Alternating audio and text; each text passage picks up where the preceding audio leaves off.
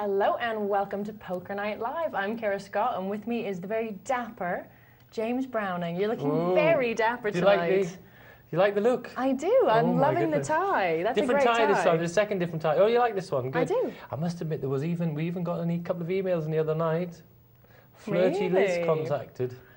I think you're a bit of a hit with the ladies. Great to see you again. Actually, been ages again, hasn't it? It has been a while since we've been working together, so it is nice to see you again too. Good. And it is amateur night here on Poker Night Live. That means that if you are new to the game, or even just new-ish, or if you just want to go back over some of the basics, because that is always a good thing to do, no matter what level you're at, this is the right place to come. We are here, we are live, and we're interactive. So all the games you're going to see tonight are real games played by real players in real time for real money. And there is a slight delay. Obviously. A little delay. Just a little one. 5 to 10 minutes. Yeah, and sometimes not even that. Sometimes it can be just seconds, to be honest. But we have to do that so that we can see everyone's cards, but the players can't see, obviously, their opponent's cards. That's right. Now, this is a live and interactive show, as I said, which means that you dictate what we talk about. So if you have any poker questions out there burning in your brains, you can send them to us by text on 62211. And if you want to tell us a bit about your own home games, about your own strategy, you can send us an email, poker@pokernightlive.co.uk. And take a look at the website as well. Get a bit more information on the whole thing, www.pokernightlive.co.uk. And those are all the different ways you can get in touch with us here in the studio. James is your expert for the evening, so he is here waiting with bated breath. Hungry for your questions. There you go. And this is a wealth of poker knowledge here, so you need to take advantage of it. Now, shall we take a look at the tables and see exactly what we're going to do Shall I guide tonight? you around, Kara? Yes, please.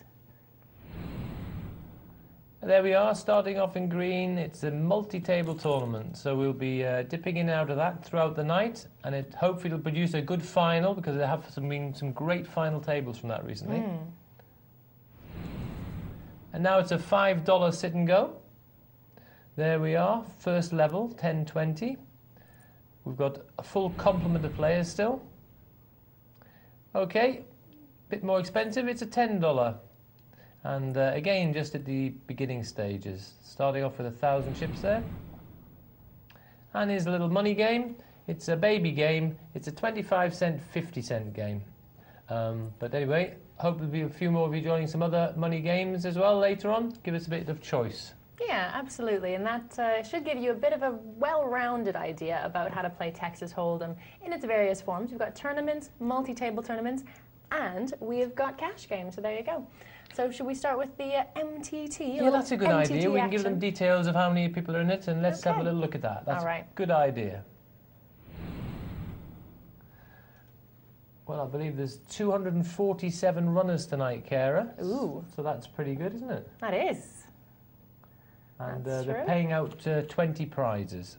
Okay, so sometimes they pay out 30, sometimes 20. This time it's 20 places paid. Yes, I think it might be that the cut-offs maybe around about 250 possibly. Maybe, or maybe, I'm not sure what their level is for the 30. Maybe it's 300, maybe it's about 10% maybe. Okay. But I'm not certain on that.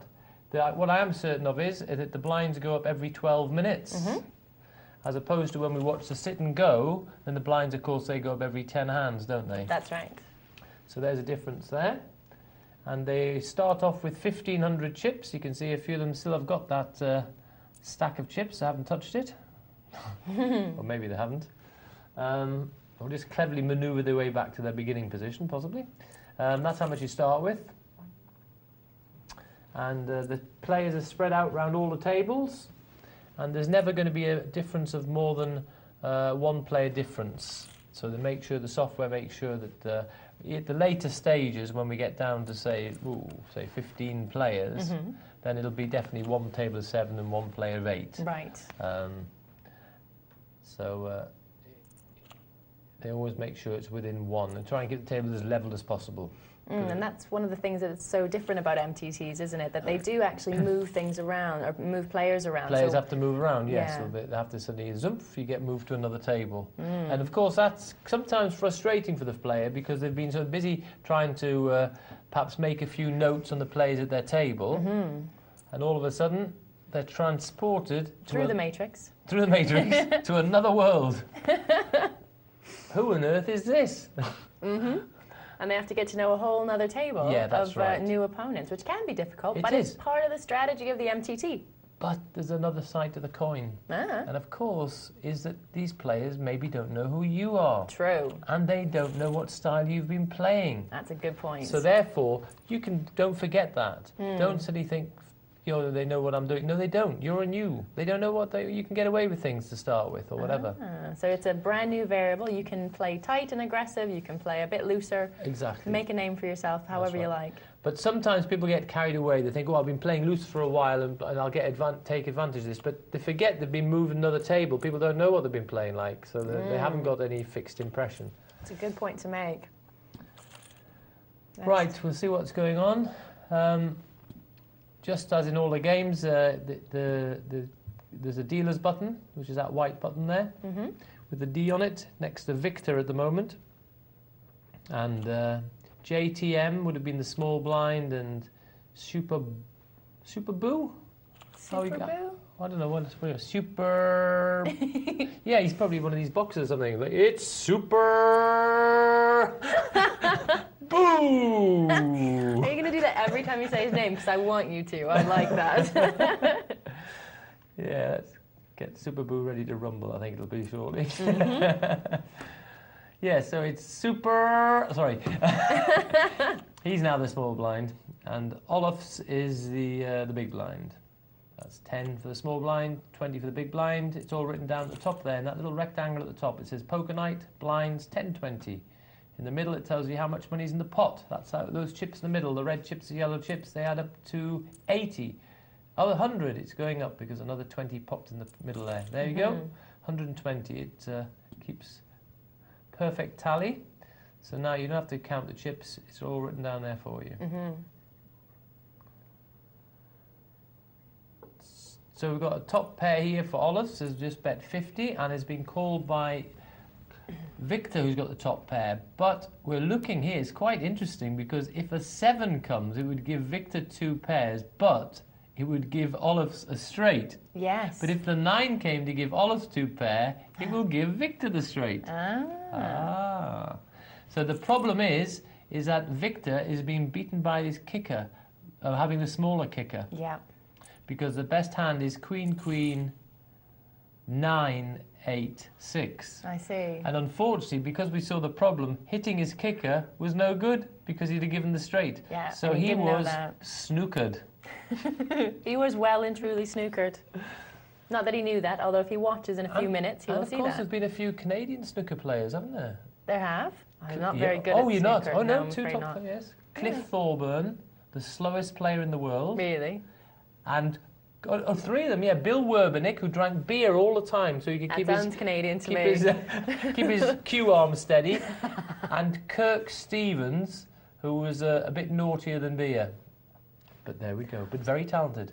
I see. Okay, well, Canadians are also very talented at poker. We do very well at poker, apparently. Yes, Daniel Negreanu. That's right. That's the boy. Okay, so we've taken a look at our multi-table tournament. That gives you a bit of a taster at the early stages, and we are going to come back to it and show you what's going on before the end stages, when we will show you the final as well. And we'll keep you in touch with how many players we've got left, and we'll be giving you the average chips and everything. We're going to keep you well informed. Absolutely. And now we're going to take you to a $20 sit and go. Good idea. Ooh.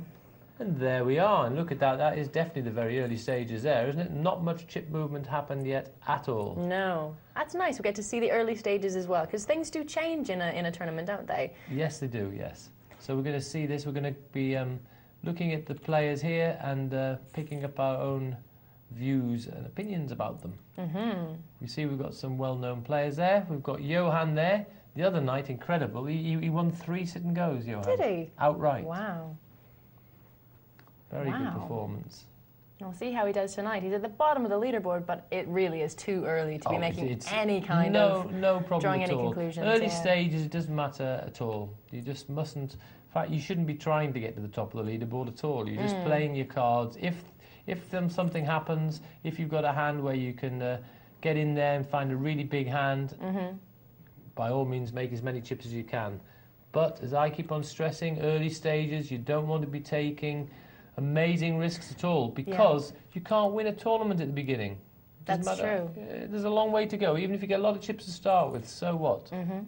Long way to go. And later on, you can win chips very easily when the blinds get bigger. Later on, we'll see it when the blinds, you'll be taking 480 chips down just by winning the blinds. That's true. At the moment, if the blinds are sort of chipping away at you, they're only 10 and 20. Exactly. It's a better thing to do to sit back, to wait for the good hands, to have good starting standards, and let the blinds chip away at you a little bit in the early stages than it is to be a bit crazy and to go in and make some funny moves or go all in on almost anything in the beginning. That's right. And I've switched on a couple of times. I've seen you on the Poker Night Live. Have you? Very good, yes. And I have noticed that I've got it well indoctrinated in your head one thing, haven't I? You certainly do. Yes. You know what I'm referring to? I'm thinking it's probably the risk-reward ratio. Yeah, Is that not it? You're thinking exactly right. Yes. And I do always, I always give you the credit for that. No, but it's brilliant. I was just very happy, and I heard you say it, and you were talking about it. And of course, in these early stages, you know, the risk is too high, and the reward is too nothing small. because it doesn't win the tournament for Exactly. you. So that's out of kilter. See? As teachers go, you have been fantastic. Because I remembered from the very first show that we had together, that exact thing. And I was very proud when I heard you saying it one night. I thought, oh, brilliant. And you said it just the right time. And I think possibly went with Casper, or I can't remember. I remember that, And you actually pointed out to him, you said, because, and you said this, I thought it was very good. Yes. I'm a beginner student, like so many people out there on Amateur Night. They are learning the game, but we are learning it together. And thankfully, we've got you commentators to help point us in the right direction. And that's a brilliant thing. So for people out there who do have questions, if you are a beginner, any questions are we're happy to take them. And James is here to answer your questions. So no matter how simple you might think the question is, probably there is someone else there who's also thinking the same thing. So why not ask the question? Send us an email, send us a text. If you've got a bit more of a complicated question, that works as well. I mean, we're here for everyone, even though this is Beginner's Night. We're quite happy to have a few more difficult questions to be getting on with as well. Yeah, no problem with that. And you can help anyway. As if you just ask for some very interesting questions, any different topics is brilliant. It'll just kickstart something else, and maybe someone else sends another email. So we could basically just have a really interactive discussion about poker, basically. Yeah, let us know where you're at with your game, or any questions you might have. Gower Powers just limped in with pair of nines, and in early stages I think that's fine. He's been raised by a cute spelling of Cincinnati Kid. And I don't like the call by Gutotter. Calling with A7 suited early stages, I do not like at all. And he's out of position. That's true. He's in early position, so it's not a great place with such a poor starting hand. Not at all. Gower Power there just believes that his pair of nines is winning. He doesn't think that Cincinnati raised with any hand with a jack in it. He's thinking, oh, and he thought that he'd have a hand better than that. And we probably put him on roughly what he had, I think. Yeah? That's why he decided that he would ignore the jack and think his nines were winning. Well, he was very lucky that Cincinnati Kid didn't have a jack. Well, you see, he's less likely to perhaps have done that size raise with his ace-jack, if we think about it. True. And he probably wouldn't be doing it with king-jack. So therefore, that was his bit of information I think Gower Power was thinking about. Good point. Which was good. Yeah.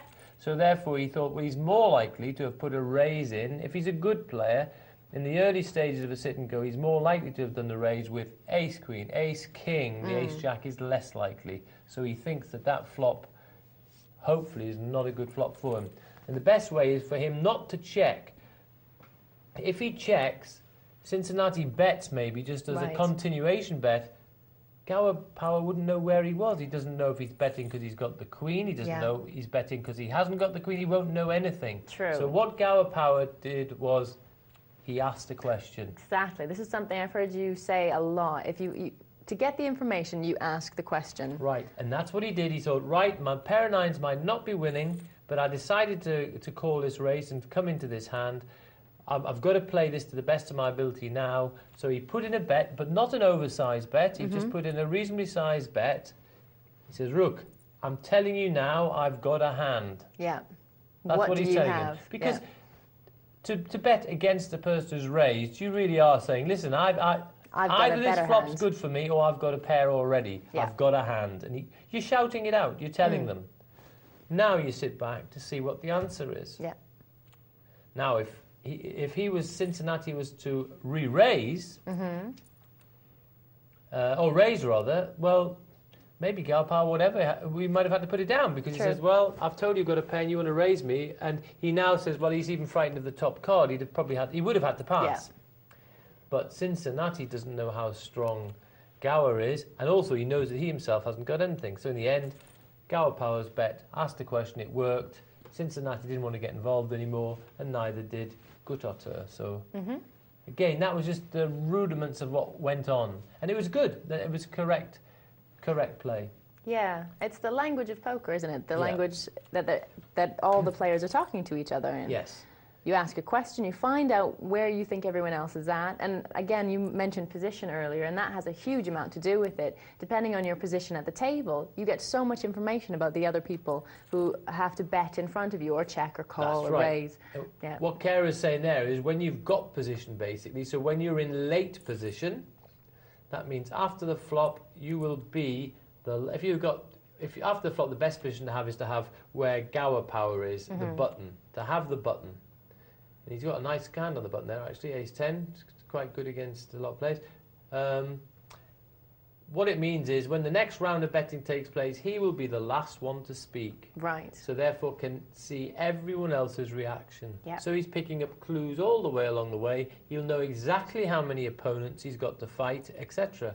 But when you're in early position, you don't know how many people are going to stay in there. You don't know how much they like the hand. You just don't know anything. It's very difficult. So then you can only go basically on the merit of your hand. Follow-up to that is, if you are going to play in early position, it obviously means that the merit of your hand has to be... Stronger. Exactly. Much stronger. Much stronger. Or you're trying to represent it as stronger. That's good. And that's nice thinking. I like that. It's a bit of lateral thinking from Kara there. Or trying to represent that it's stronger. And that's what you could do. Maybe you've done a funny every now and again. I wouldn't recommend it too often. But if you've built up a reputation, that's when you want to do it. Right. If you've built up a reputation to table, oh, Kara only plays the nuts or only plays the strong cards. Every now and again, even in outer position, you might put in a raise with a funny suited connector hand or whatever. They're all going to take you for having ace-king or big pair or whatever. Now, if you hit a funny flop which suits your hand, you can win a monster pot here. True. Because people think you're just... Basically, you play it. Supposing you'd hit two pairs or trips or something. You played 6-7 suited and you hit trip sixes. You now play the rest of this hand. You think of the storyline. That's what you do. You think of the storyline. So you say, what do they think I've got? They think I've got big pair. Ace-king maybe, and hit this king on the flop. Maybe it was 6-6 king. Oh, they think I've got a king. Or maybe they think I've got a made hand. So you bet now, as you would have done if you had one pair. Yeah. But you've got the trips. But you would bet as if you had one pair. Right, and hope that someone out there thinks they've got a better hand than you do. Yes. And then they're going to bet Or right think into you. Yes, exactly. And you're going to take home a nice pot. Or if the flop looks like it's not a good flop for a raiser, but again is good for you, you now bet as if you're just doing a continuation bet. Right. So like you had ace-king, but it's missed, but you think I'm having one bet to try and win it. So you do the sort of bet you might do if you had the ace-king. Yeah. And you hope you give off. If you're in a live game, just try and imagine it, visualize it. And when you're doing the bet, try and just do everything the same way you would have done if you had that hand. So this is where you can use your acting skills. And then hopefully they'll pick up on this and react accordingly. But you've trapped them. Exactly.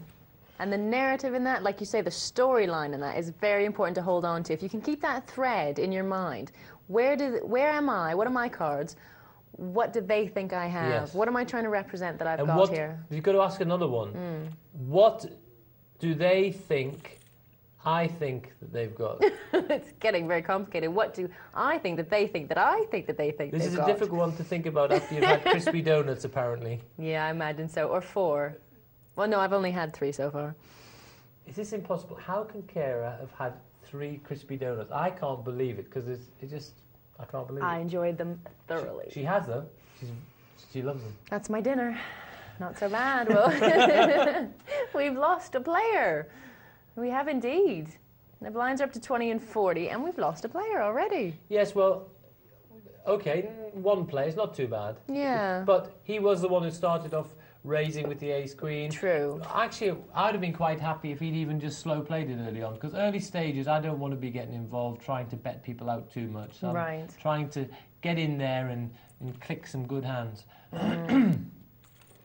Right, so the pre-flop action there, so percentage raised versus percentage called. What am I going to learn from that? Well, this is actually the percentage of hands that Craven has raised and the percentage of hands that he's called. So he's raised more than he's called, which generally in poker is good. But in the early stage of a sit and go, I don't think you particularly want to be making the pots bigger yourself. Right. Because you're just creating a fluctuation you don't want in the early stages. Okay. So therefore, I don't think it's necessarily so good at this stage. If he was playing in a money game, raising more than calling, I'd say, oh, that's good aggressive play. But there, the blinds don't go up. You're playing the same level all the time. Yeah. So you can come out firing whenever, play any style you want. But here we know the blinds go up. And so early stages, you don't need to be doing this raising the antes sort of thing, because you're not going to take the blinds down particularly.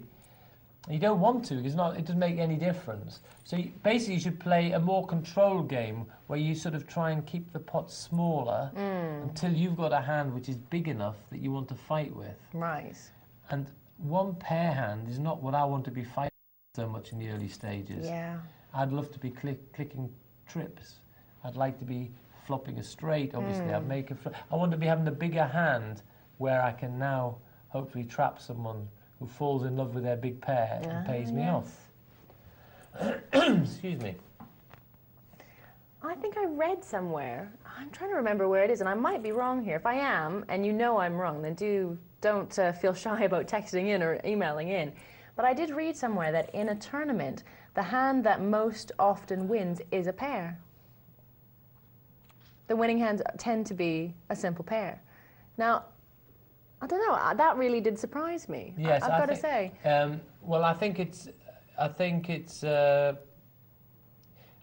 think that's quite right. I don't think that's actually complete right. I think it's probably two pair. Okay.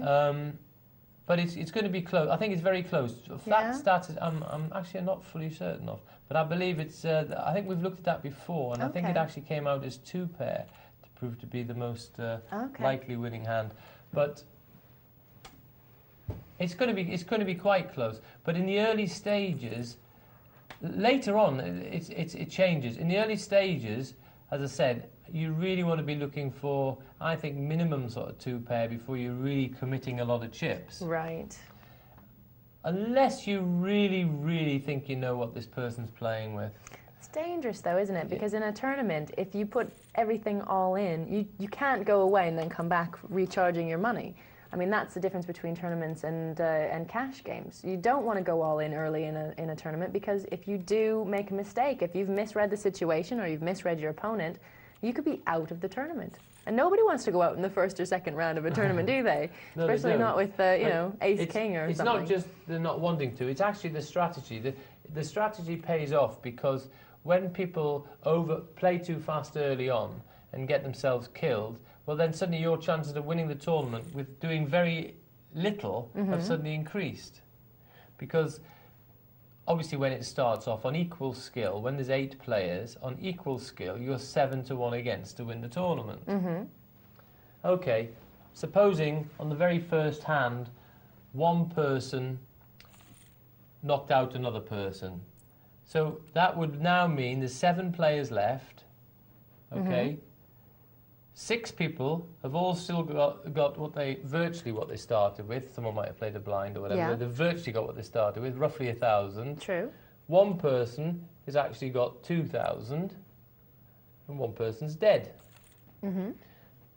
Right. You are now better. You're less than 7-1 against. It doesn't matter that he's got 2,000 early on, because it's too early. It's not that significant. So what is significant is that now there are only 7 players left. Right. Okay, you're slightly worse than 6 to 1 against because he has more chance of winning the tournament than anyone else, but not that much more. Yeah, not at that stage, is it? What we do know is you're certainly a lot better than 7 to 1 against. So that proves that with doing nothing, you've got more chance to win the tournament. So therefore, that risk-reward ratio is pretty healthy. I think so. No risk and some reward. Fantastic. That sounds like a good deal, doesn't it? Do you understand that principle? I believe I do, yes. Good. Now, I think this is something I need to take into consideration for my own play. I play too much and too aggressive in the early stages. You were saying that. Yeah, I was saying this earlier in the break, so this is something I need to take into consideration for myself. I think it's the crispy sugar content. You think I've got too much, you know what, the sugar coursing through my veins. It's crispy donuts, it's just got you too much, and it's hard for you to be patient now. It is a bit. It is. There's too much caffeine and too much sugar in my system.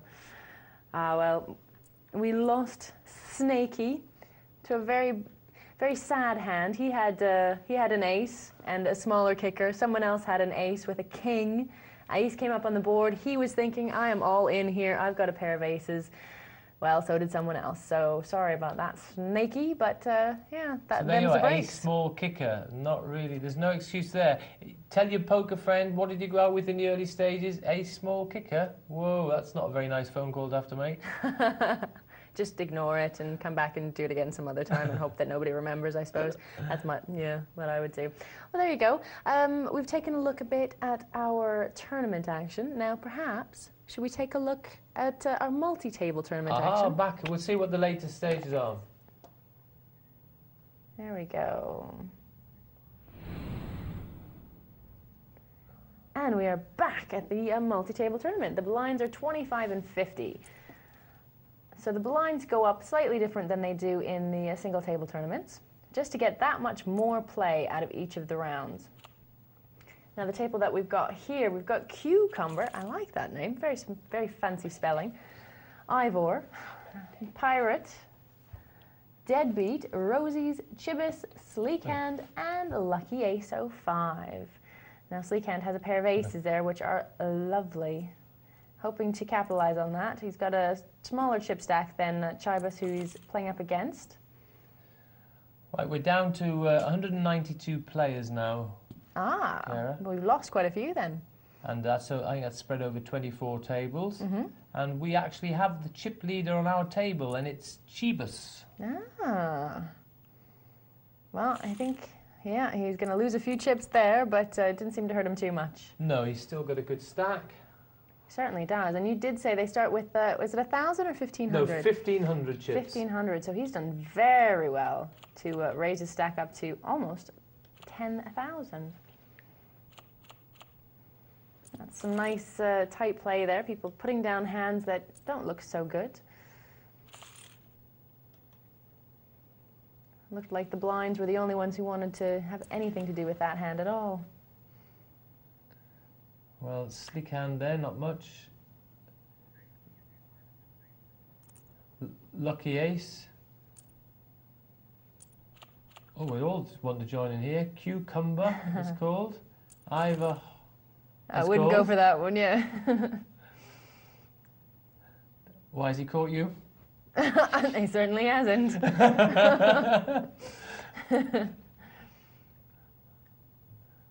Right, so we've got two people there with a pair of eights in their hand. Ooh, and a pair of aces on the board. Right, so that's a pair of aces, pair of eights with, and then just the kicker. So therefore, Chibis has got the 9 kicker, and Lucky Ace has got the unlucky 7 kicker. Yeah. But there's a flush draw out there, and there's 2 people going for a flush. And they're willing to pay to stay in there, but they haven't got it. But look at this. The guy with the better hand is actually gone. Yep. He didn't like the look of that flush draw, maybe. Well, no, I think he didn't like. He thought that somebody had the ace. I think. I see. Yeah. He didn't know where he was.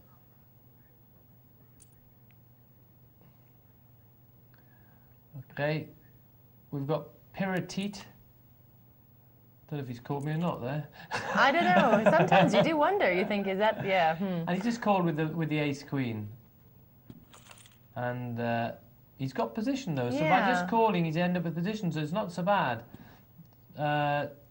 Sleek hand, ace-5. He's checked ace-3. Very chirpy with a pair of threes. Purity surrenders. And I think Sleek hand will have to put it down again. So, good bet from Lucky Ace. There we go. Through the matrix, back to our sit and go. Oh, sit and go. Another one's sat and gone. That's true. We have Number- lost. Another player. That was a Snaky, I believe, in the top Whoa, corner. That was Snaky Who with went his out with his ace, ace. low kicker. That's That right. was it. Snaky. Snaky is gone. There he is. Yes. Snaky. 0 point. Nil point. Nil point. There we go. And Gower Power is still leading this table. Yep. And good shape there. 2090. Mm-hmm. Johan there, quite content to be Yep. Right in the middle. just chipping along Yeah. there, not taking any big risks. He's a very good example to watch, Johan. No fancy moves at this stage. In fact, we've just said that. We've just actually... Oh, I can't believe it. I've given him such a good G up there, and he's gone. and in a blink, he's gone. He must have gone all in. I couldn't see it. He had King 10. Huh. Well, I am surprised, I have to say.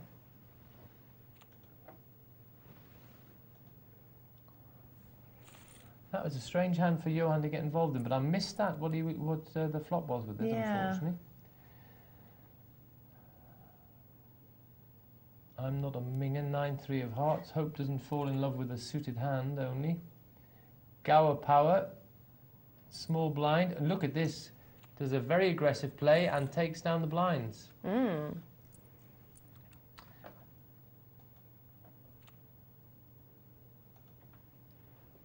The wires. He's looking for the wired threes. That's what he wants. But he's not even playing. He's not looking for them. Craven surrenders, and I'm not a minger gets a walk. What's that mean? It means he gets the chips, takes down the blind without any risk, without any contention. Because his opponent just passed.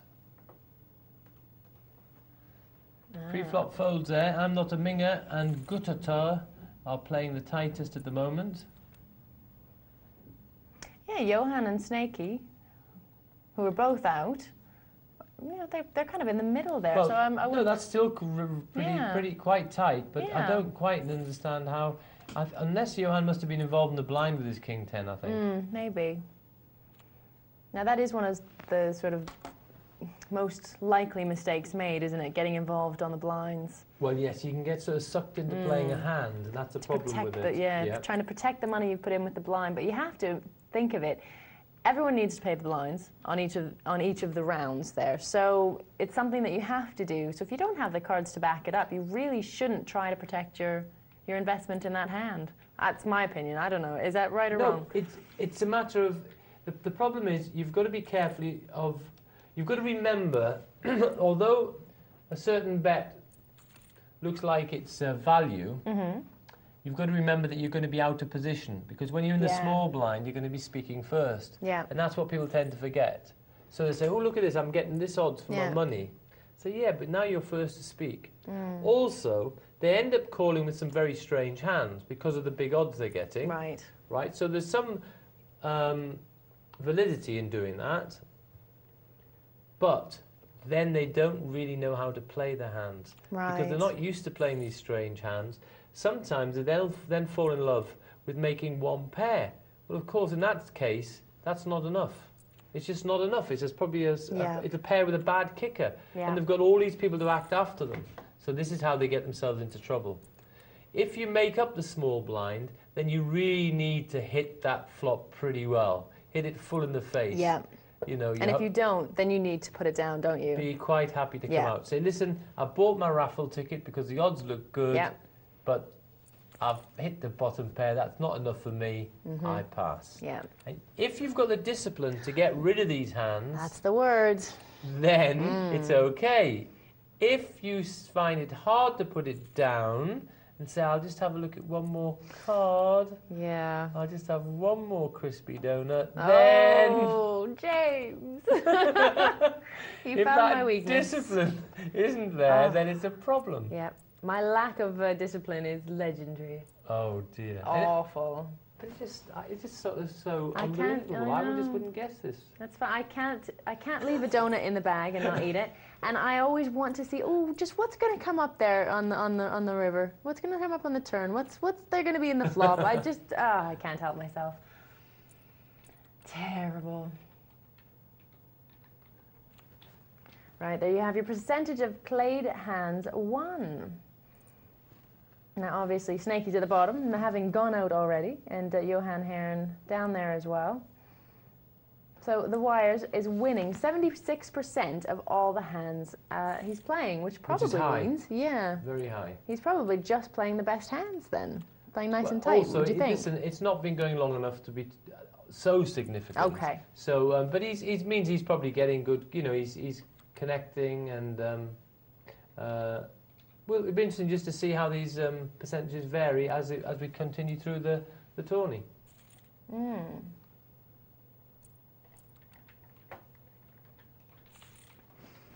Now we're getting lots of great emails in from people already with all kinds of questions, so you're going to have to be very prepared for the onslaught of Oh my goodness! questioning. I'm and going really to- glad that they're all typing away there. That's what I like. Absolutely. And there we go. Gower Power has gone all in, scared the Wires off, and fairly... Now the blinds here, of course, are very big now. It's 320, 640. Aggression.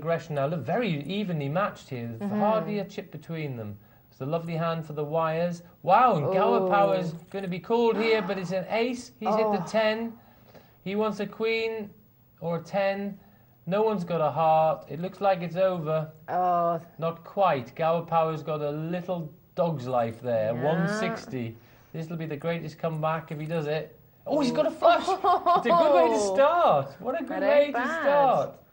Unbelievable. Okay, so Oh he's my now goodness. to 320. Remember, he was down to 160, Kara. yeah. Can we see the impossible?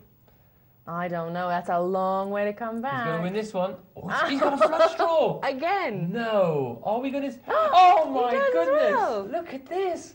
2 flushes in a row. Oh my goodness. Is the Wires going to This believe is going to be history if we see this one. Yeah. He's up to 640. Oh my goodness. He's even got a big blind. He's not too Wow. bad there. Oh, he's got the 9. He's got the 9 You're not as going to well. have another flush draw here. Oh no. It's straight. He Oh can make my it straight. God. A jack. He's hit the 6. He's hit the 6. I don't believe it. Oh my goodness. Unbelievable. Oh my goodness. Look, he's up to 1280. Okay. This is unbelievable. He's favoured here. Very good. He's dominating. He's got 10-8 against Wow. 10-6. Is he going to push? You must push. He's pushed. The Wires must be thinking he can't have another good hand. He just can't. 6, 7, 8, 9, 10. He's got a straight. God. Oh my goodness. And he's got the flush covered. He's got the bigger heart of a heart Oh. game. He's won it again. How is that possible? Look at this. This is unbelievable. I'm He's sorry, but this is 25-60. insane. This is so That's good. the most incredible comeback I've seen. Now what's he going to do now? Oh, the Wires is not going to let him take this He's gotta- cheaply. Yeah. Oh, be careful. With bated breath.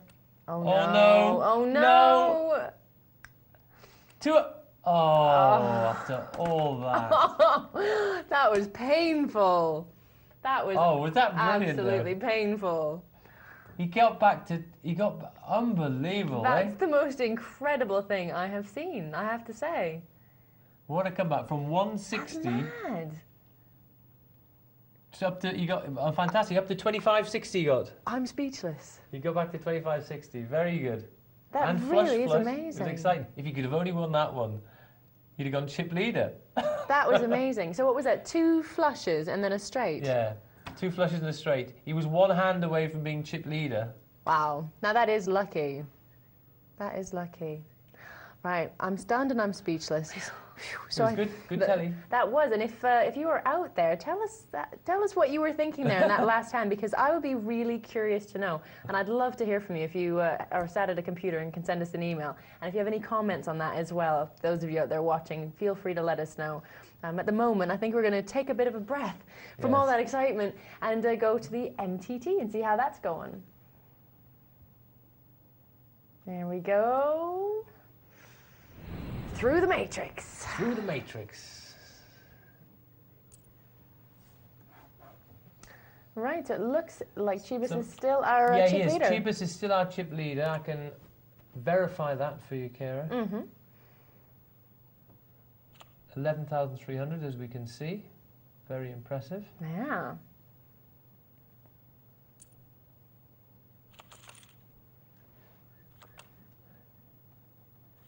And we're down to 17 tables, and that means we've actually got 136 players now. So remember, we started off with 247, so we've lost 111 players. Well, they do tend to drop like flies, don't they? I don't think they're taking your advice and watching others knock each other out. People seem to be a little aggressive at the beginning of a multi-table. A little bit too aggressive again. They should be picking their moments a bit more carefully, I think. The blinds are 5,100. There's still quite a lot of play here in this tournament. You see, you don't have to be panicking too much. There's no one at this table who is, okay, Deadbeat's got 1,000, that's not so comfortable, but apart from that, the rest have still got quite a lot of play. Right, flush draw for Deadbeat, who's all in, and he's got it. Ooh. Made the queen flush. Well, ace, king, queen, 9-6. Lovely. Lovely jubbly. There's our chip leader, Chibis, with queen 7. I don't think he should play this. I think he should pass. Early position. But he's called it. He's raised it, but beg your pardon. Well, he's probably trying to flex his muscles with his stack, but he's out of position. So I think he just frittered some money away there myself. And I don't think it's a good call by him. Yeah, what do you think of Cucumber's re-raise? Well, perhaps I think he just thinks that Chibis was just limping in there with nothing too much. Yeah. And he's called it as well. And he's hit the 7. I did not like the call. I mean, we could see he was in bad shape. But he's actually gone favourite now, big favourite. Because, of course, now the queen is no good to Cucumber. Cucumber only's got the king. Oh, and he's come back over the top of him. Well, will he answer this? I don't think he can. He will. He's got top pair, yeah. He's done it. He's decided that Cucumber... I think he's again put him on maybe ace, king, ace, queen, that sort of hand. 2 pairs, but... Oh! Wow. Right. And we've said goodbye to Cucumber. Yes, of course, because poor old... there was another pair on the board, but it was a pair of 5s. Ouch. And of course... Chibis had queens and 7s, so whereas his opponent had queens and 5s with a king. So he did get 2 pair. What he needed to beat Chibis was if the board had paired up with a higher pair than the 7s. Right. And of course, then he would have beat his queens and 7s because he would have the king kicker. But it wasn't to be. He had queens and 5s. No good. Chibis got there. As I said, it was an awkward situation because once Chibis clicked with his queen 7, the queen was now just no help for his opponent. He only had the king really for the... Yeah, and the king is doing quite well for him here again. He's got top pair there, but Lucky Ace has a flush draw. But he can't really be confident with that flush draw, can you? You couldn't be calling to hit a flush when you got a 5 of hearts. No. Because you think... Someone else out there is going to have a better flush. Got a bigger heart than you, so you can't... You might be drawing dead, as they say, and so you don't know where you are. In fact, so you can't. If you don't know where you are, you can't call it. Get out of the hand. If you don't know where you are, it's no good. Yeah. Only if you're in a situation where you've got so few chips left, well, and you think you might be all right. Well, you could hazard a guess then because you say, well, my chances are very slight now anyway. So, but when you've got chips, when you've got play, if you don't know where you are, wait for a hand. You know where you are. Yeah. Yeah, you don't need to be gambling, isn't that right? I mean, you want to be playing a thoughtful game. You want to be thinking about what you're doing. It's about skill. It's about playing the cards the best way you can and playing your opponent. So if you're just gambling and guessing, it's just not really a good idea. Well, we've got a pair of 8s there for lucky ace.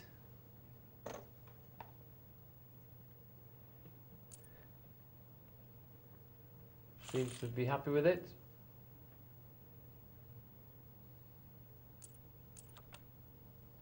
Blinds are now 75, 150. So, again, we look at people's chip situations to see how they're doing in relation to the size of the blinds. Yeah, you need to look at the chip stacks in relation to the size of the blind, the relation to the size of the rest of the chip stacks at the table, I suppose, as well. More so than, I mean, Chibis is a bit of an anomaly, being such a large chip stack. In fact, what he's done at this table is he's actually, the lower stacks at the table, he's done them a favour at his table because the rest of the players are all relatively weak. So the other lower stacks say, well, I can fight you other guys, I just can't fight Chibis very well. So in a way, he's taken so many chips that the average chips at this table isn't as important because they can all play against each other. But in the view of the whole tournament, of course, you still want to be trying to be trogging along somewhere near the average chips for the tournament. Yeah. You need enough, if you do make it to that final table, to be able to play well and have enough to bully people off of pots and to make them really think if you put a lot of chips in. One of the ways that you can win a hand, obviously, is by having the best hand, but the other way is by making a bet that no one else wants to answer. And if you don't have the chips... And so therefore you need the weapons to be able to do that. And the weapons you need are the bullets, which are the chips. Ah, yes, the weapons of your arsenal. That's right.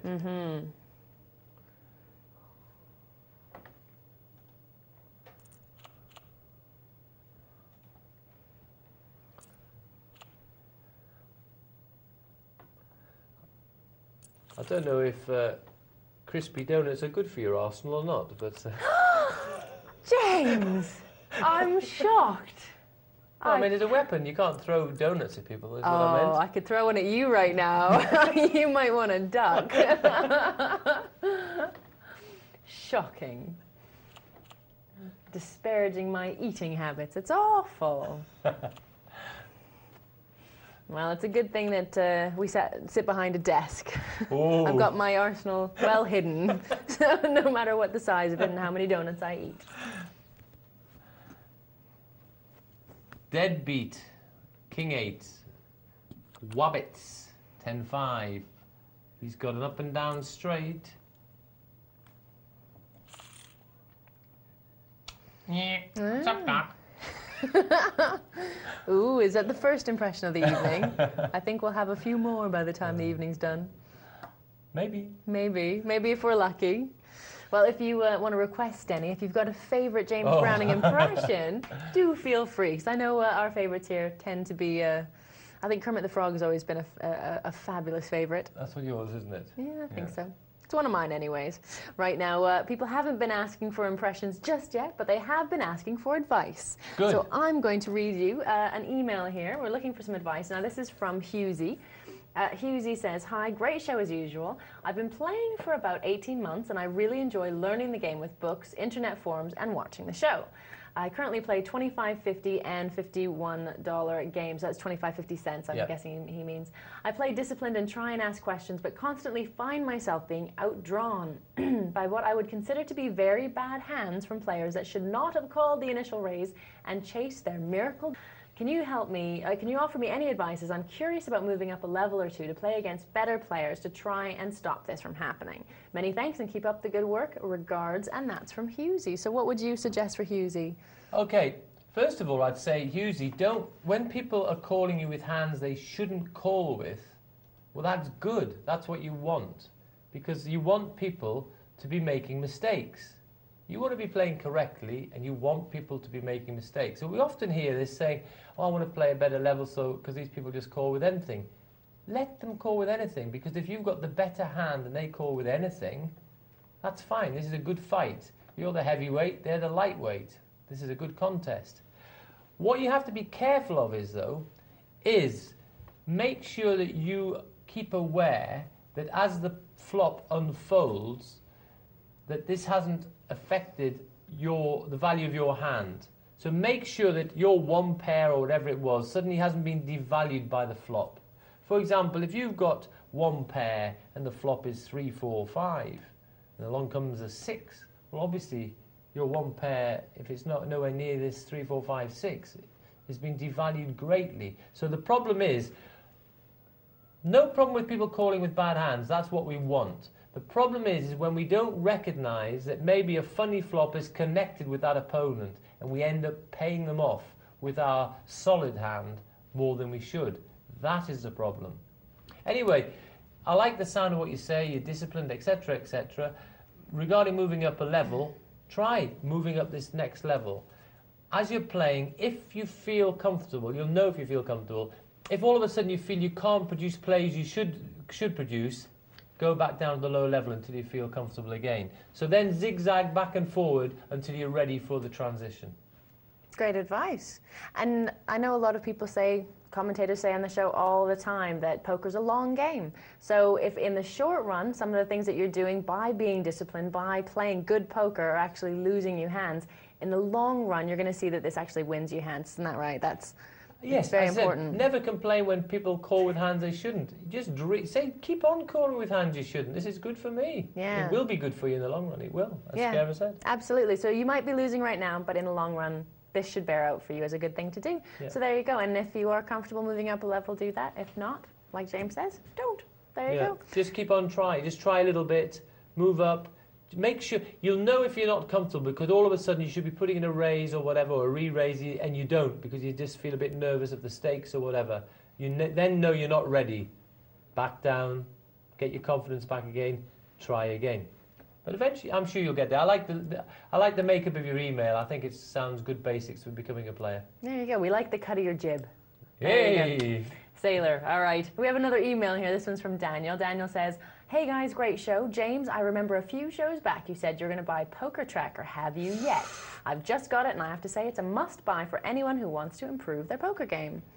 I'll tell you what, I'm confessing I haven't, but it's going to happen next week because I'm actually, no, it is. I'm not on Poker Night for a little bit. That's one of the things I'm definitely getting done next week.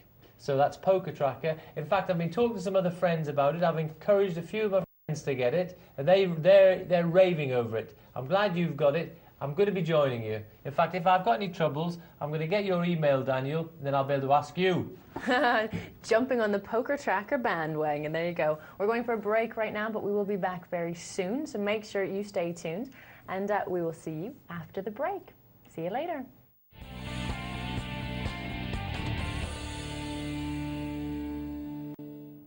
Hello and welcome back to Poker Night Live. I'm stunned by the wonderful dance moves during the music that you just heard.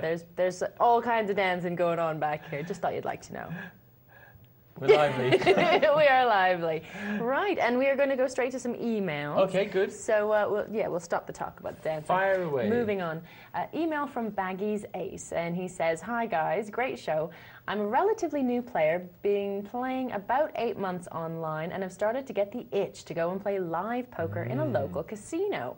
A few people I know play pot limit poker tournaments at the casino, but I would prefer to play no limit.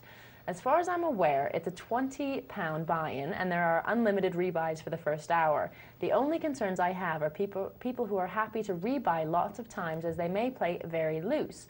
This in turn could cause me to go all in with a premium hand pre-flop, but then get busted with the other person having lower hole cards, as they're happy to keep rebuying. Have you any advice, as I wouldn't want to rebuy more than 2 or 3 times. Keep up the great work." And that's from Baggy's Ace.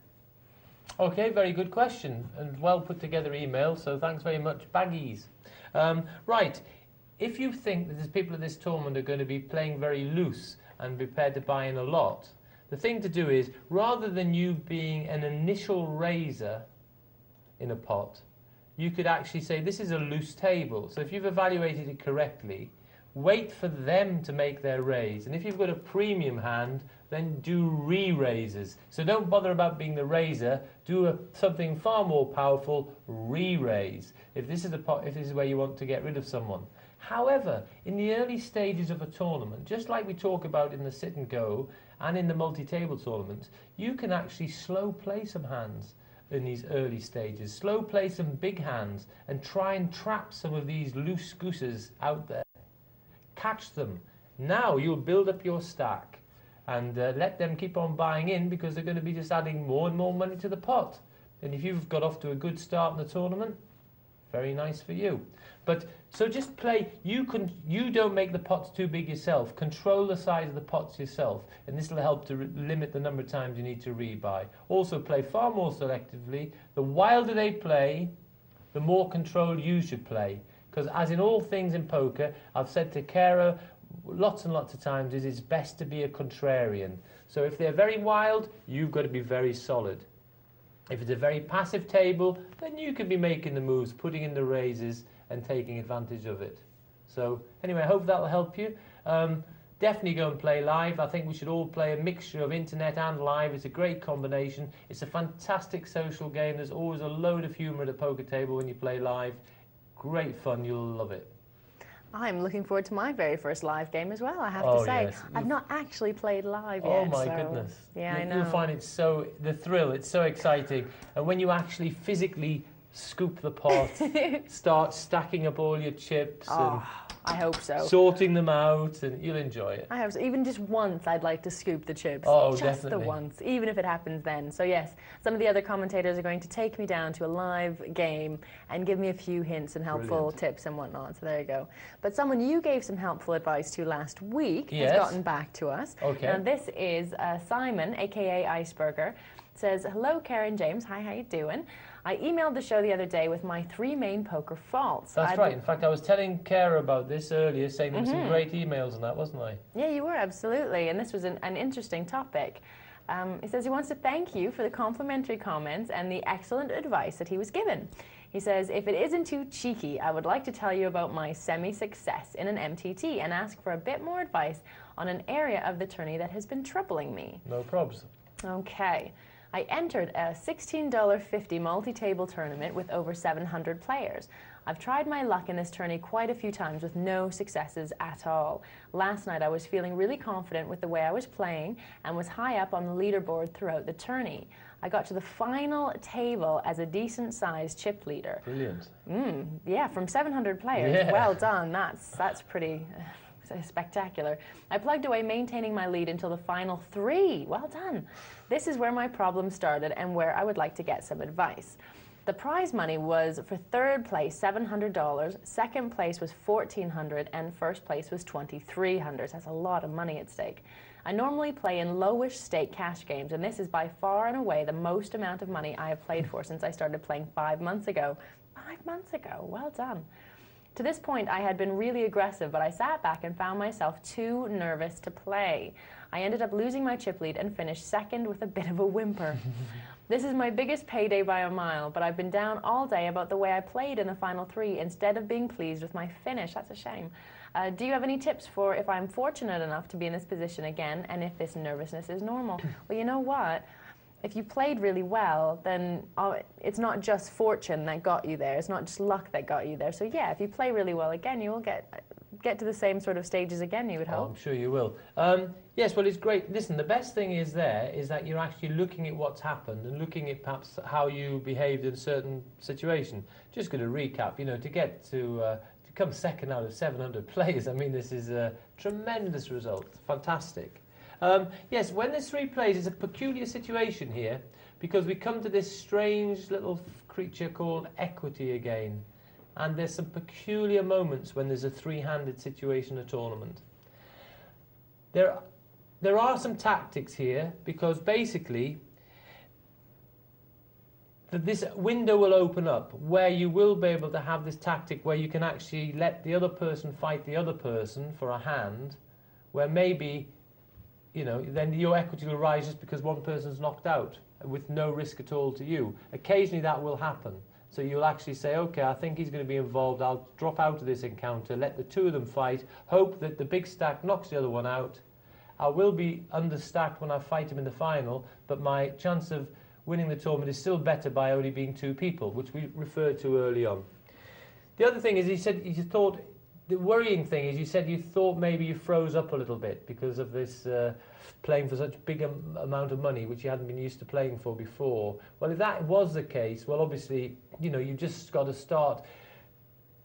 Take a deep breath, look at the situation, and just treat this as you would in a situation in your normal game. Look at the situation. Is this the hand where you would be making the raise, or the re-raise, or whatever? And if you're playing a hand, short-handed there, which 3 people is, if you err on the side of aggression, it's hardly ever going to be too wrong. It might be slightly wrong, but it's not going to be very wrong.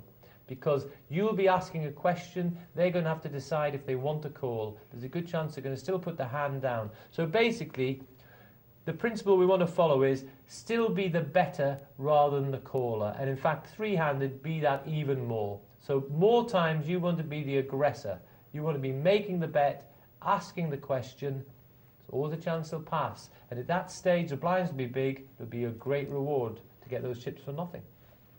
There you go, risk-reward ratio, as always. It's raised its little head again, hasn't it? It has done. Now, this is something that we must always remember. In fact, I'm going to get a T-shirt printed with it or something. The 3 R's. As we said before, it used to be reading, writing, and arithmetic. It's now risk-reward ratio. There you go. Now, if you want any advice from the great James Browning himself, the very dapper, sophisticated man there in his suit, then there's a couple of ways you can get in touch with us here in the studio. The first way is obviously to send us a text on 62211. And if you've got a question about anything at all poker related, you can email us poker@pokernightlive.co.uk. There we go. Now we're going to go and take a look at the multi-table tournament and see where the players have gotten to now. And here we are, back the green table, bright green table, multi-table tournament. Well, there's our chip leader, Chibus, still marching on, but Emma is catching him up a bit there. Chibus has got 14,600, Emma's 11, John the Brick, 10,000. Oh, and we're having a look at another table there now. Turfmoor, there's the chip leader of the whole tourney. Turfmoor, wow, really marched on there, 33,000. And what we've got here, we're down to 54 players now, Kara. We are. So they're dropping like flies. So that's spread out over 7 tables. So that will be 5 tables of 8 and 2 tables of 7. Ah, so there would have been quite a bit of chopping and changing then on these tables. Oh, of course, because we started off with 24 tables, so we're down to 7. So people, all the time, they'll be keeping these tables level, as I said, so, and people will be moving, then they break tables. But of course, this happens in the bricks and mortar. When you go to the casino, if you're playing in a, if there's 5 tables, the one table will be allocated as the first table to be broken down. Oh, okay. And then these players will be spread out, filling up the gaps on the other tables. Okay, so if you are very lucky, you'll be on the tables that'll be last to be broken down. So I imagine that's a lot better for you, isn't it? That's very, very good point there, Kara. I like that. Very astute of you there. Yes, if you started off on the table, which was going to be the final table, you could actually be on that table the whole night. You could still be moved off it because occasionally they move the big blind. Right. So when a seat's open, they'll say, get the big blind from table 1. Gotcha. So if Kara's on the big blind, you could be moved. Okay. You then get moved to the table where you've got to fill the empty space, and you will take the correct way of doing it is, and not all casinos do it correctly, but the correct way is the big blind moves and it goes to the big blind if possible. Okay. If not, it goes to the next worst position. Really? It doesn't go to the best position. So therefore, if it doesn't fit, if you can't go to the big blind, you'll go to under the gun. If you can't go there, you'll go in the two slot. So all the way around. So you go from the worst position. But that's the fairest way. Because if you were just about to pay the big blind, it's fair enough that you pay the big blind there. Oh, I see. So you don't pay the big blind and then in the next hand go to the big blind and pay again? They move you before you pay your big blind, okay. and then you go and pay your big blind. Yes. Yeah. Oh, you thought you were getting... I was going to say, that sounds awful. You thought you were going to get tricked into paying it twice. Yeah, you wouldn't like that, would you? No, I wouldn't. I'd cause quite a fuss. Well, there we go. We've got Emma with a pair of queens there. That's not so bad.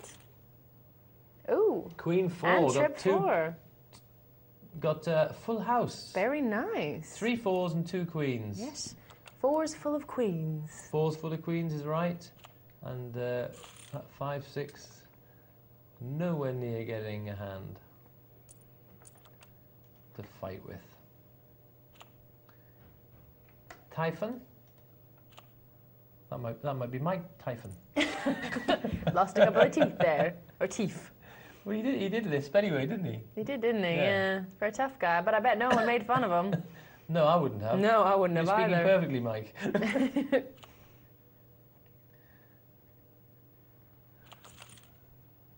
Oh, look at this hand. Trip 10s for Turf Moor. Ooh. Nothing for Glasby. Trips twice in a row. Yeah. And no diamonds for Glasby, and Glasby passes. And Turf Moor... Oh, no, he hasn't passed. There was a check. Oh, there we are. Turf Moor takes that down. No hand to fight with. And there we go. So a bit more MTT action for you. We will be dropping in and out, as we said, all night to take a look at how our players are doing. Yep, how many are left? So it was 54 the last we saw, so we'll be keeping those updates rolling in. Yep, it's going down all the time to that elusive final table. For those who are lucky enough to get to that final table, they will be making a little bit of money on their play, and they'll be jockeying for position all the way. Right. There's 20 prizes, but we'll be going down to a final of 8 players, obviously. And what is very good in these multi-table tournaments is the structure does provide a lot of play in the final. And that's great. I've been on the show and I've been looking to see what the lowest stack, how much play the lowest stack has, and they often still have quite a lot of play. It's very good. Yeah, it is quite nice to see, because the blinds aren't so crippling that they're not able to And what's fun is that the heads-up encounter at the end is good, because there's still quite a bit of play in that. They've even got the option to pass hands, be a bit more selective, then be aggressive. So gives more variety in the play. I agree, and they're not quite as forced into playing each and every hand as the end of a sit and go when it's 640, 1280. Hang on, you're in the next hand. There's virtually no choice. But we'll see there'll be a few more choices. And of course, the more choices, it makes it really interesting to watch. Yeah. So from tournament play, I think we're going to take a look at a cash game. So this is a 50-cent $1 game. 51, is it? Okay. It is, Let's have a look.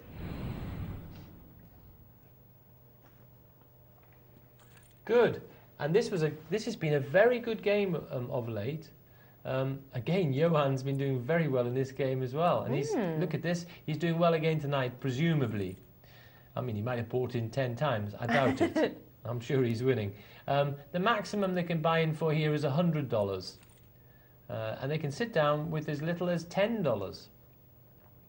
Well, Johan's got trip 10s. Spencer Boy has got a pair of kings. And here's a situation where a pair of kings is, just at the end there, paid off the trips. Didn't believe it. Well, our friend Johan... Sorry, I was going to say, you're right. Our friend Johan does seem to be doing fairly well at this table. Yes, he is. And there's another regular there. Snap It doing well. Yeah, Ken Snap It. Unfortunately, we have made his surname Snap It, and he's always going to be known to all of us here in the studio as Ken Snap It. As Ken Snap It. FKA, another regular.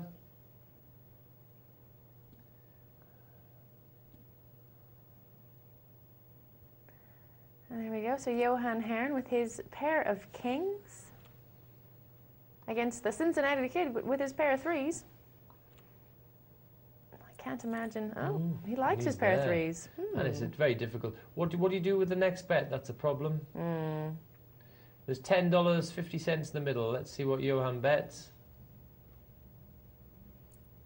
And he's bet $8. Well, Now that's 8 times the big blind. That's right. That's a lot. And that's a very good way of looking at it, because you're putting it in perspective. Oh, he's called with a pair of threes. What is going on? But what do you do next time? Because every card you see is an overcard to a 3 just about. I mean, very loose call. Very. What is the best case scenario there? What is he hoping and at the end there, you'll notice that Johan didn't bet. Yeah. Because all of a sudden he thought, well, have you clicked one of these big hands? And Johan didn't want to bet and be re-raised and maybe not know where he was. Also, he thought, if this guy hasn't improved, I don't think he'll call me. This guy, if he's calling on the turn, might have done as it happens. I mean, it would have been a terrible call. But so Johan thought, I'm not risking it. I will just check it down in the end because I've only got one pair, because Johan only had one pair. Yeah. So if he had a stronger hand, then he would have put in a value bet again on the river. Yeah. He thought his hand wasn't quite good enough. He started to worry. Why is he there? Has he got king with the ace kick, or has he got 2 pair, or has he hit trips? He just started to be suspicious, so he said, okay, I'm not charging you anymore. Well, what could the Cincinnati kid have thought that Johan had, that he would be willing to go up against him? I think all he could have thought was that Johan was betting with position and hadn't connected. Really? So he thought that he was just... I don't know, the way he was acting and the way he was betting and raising, it just doesn't seem to me that, I don't know. No, it didn't. I'm being critical and no, I think you're right. I think it was actually looked to be a very poor call. I mean, a pair of 3s, listen, call with a pair of 3s pre-flop, basically play it as a drawing hand. Yeah. You click a 3 in the flop, wonderful. Yeah. There's a great chance that you'll get paid, because the other 2 cards are going to probably be bigger than a 3. Hopefully someone's connected with one of those, and they might be willing to pay you some money. If you don't hit it, be prepared to throw it away. That's what I would think. In Texas Hold'em, no limit, the most important thing is you've got to be able to put a hand down. Yes, no matter what it is and how pretty it looks in your hand. You have to be able to pass a hand. And don't worry if some of the times you've passed the winning hand, it doesn't matter. It's not keyhole surgery. You can't get it right every time. But what it means is, at least if occasionally you pass a winning hand, it means now that you're passing loads and loads of losing hands. Yeah. Because all those ones below where you've lost, you're passing those. And that's wonderful. Because that's it. It's one of the most important things in the game. You've got to be able to ask the questions. Why did he re-raise me? Why did he give me a flat re-raise on the turn? All these questions. Do you really want to put any more money in this pot? Ask yourself. Yeah. If you don't know where you are, what do you think your opponent has? What are the sort of hands you think he's got? Yeah. If you don't know where you are, pass. Get out of it. Save your money for the next hand where you can know what you've got and be powering your bets in. Yeah, sometimes people can get very attached to a pot because they put a certain amount of money into it. Yeah, and that's not it. No. And what you should do is, at each stage, forget about what you've put in the pot. Right. That's irrelevant. Yeah. You see it in the middle, that's money to be won. It's not your money anymore. Yeah. Once it's in the middle, it's not your money. It's gone. You are capable of winning it. But it's not your money. You've got to win it back if you're going to win it. But don't fall in love with it. Don't try and hang on to it. Just take each betting decision as a fresh decision. There's so much money in the middle. The person has bet so much. What odds am I getting? Yeah. What hand do I think they've got? Will my hand stand? What hand will my hand actually beat? What hand would they bet with which my hand will actually beat? Yeah. Can you think of one? If you can't, well, you definitely should pass. Yeah. So all these questions, but forget about, oh, I've put so much in the middle.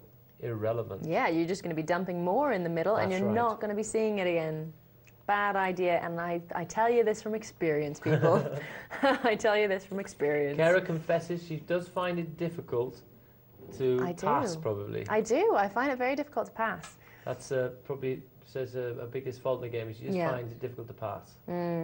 It is true. I like getting into the action of play. I like to see what's going on. I want to be involved in it, and it's a fault in my character. It's a bit of a flaw. Yes, in fact, in your game then, although you're just a new player, I would recommend you would play more than one table. You know what? I've been thinking about that because maybe that will keep me occupied enough that I'm not getting bored. You want to see what's happening, and then, the action. Yes. Right, so play 2 tables. So what it means is you will obviously have more reasonable hands to play. Yeah. You'll be able to be more selective. Yeah. And then when you're involved in one, you'll probably be quite happy to pass a hand on the other one, so you can concentrate on the one you're playing on. And I think that will help you. And I think that will help to get you disciplined. Then hopefully, when you find that this selective strategy is starting to pay off, then that might convince you. Yes, that it's a winning strategy. I will see the benefit. Because it'll guide you towards this strategy, which is going to be successful. Yeah. So that would be my advice for you, Cara. Is although you're a new player, it doesn't matter. Play the stakes which you're comfortable. Play 2 tables at that stake. Gotcha. I think that's well worth a try. I think that's a good, I think that's a really good tip, actually. And I'll tell you what it does is, psychologically, it's quite nice for playing because you actually cut out the fluctuations, because it's less likely that you're going to be unlucky on both tables. So you might get lucky here and unlucky there, or you might have no luck there and no luck there, or it might be average, but altogether, this is going bing, bing, bing, bing. So therefore, I'm winning a bit there, I'm losing a bit there. Oh, look, I'm more or less level. It's going to cut out the fluctuations because more events are happening. But I definitely think that is a good tip. The other thing is, although it's early stages for you to make these judgments, is if you also find it difficult to be disciplined, or you want to play a lot of hands, well, then you should be playing short-handed. Okay. Because you shouldn't be playing a ring game with 10 players. If I'm getting bored. No. So you should be playing like a 5-seater where you're in action much more of the time. And you can play a lot more hands. That's a good point. So that, again, would be the game for you. If you want action, you want to be short-handed. Yeah. If your qualities are discipline, patience, tight, aggressive, then you can play the ring game. Gotcha. Very good tips. You know what? I'm going to be doing this. Okay, and then you can come report. Yeah, report back on how this works. That's great. Well, that would be a marvellous trial, and you can report back how it's worked. I think that's a good idea. I think I will definitely do that and see if I, And the plus point is you will be also getting your poker experience twice as fast. Exactly, twice as much in the same amount of time. Yeah. Works by Can't me. be bad. No, there you go. It can't be bad, can it? Can't be bad at all.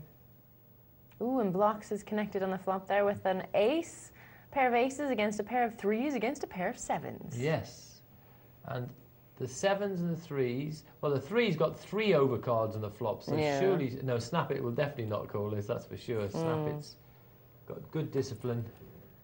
He would not even be tempted. No. FKA on the button with ace 10. We'll see what he does when he gets to him. Oh no, Spencer Boy's in beforehand.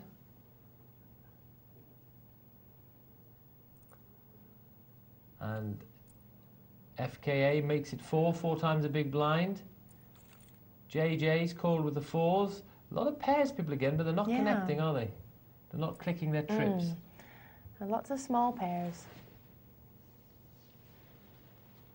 And the pair of 4s has decided to take off, but FKA's got a good flop for him. He's hit the top pair, ace kicker. He bets it out because he doesn't want to make a flush cheaply. Make them pay the price. There's another ace king on the board there. Cincinnati Kid.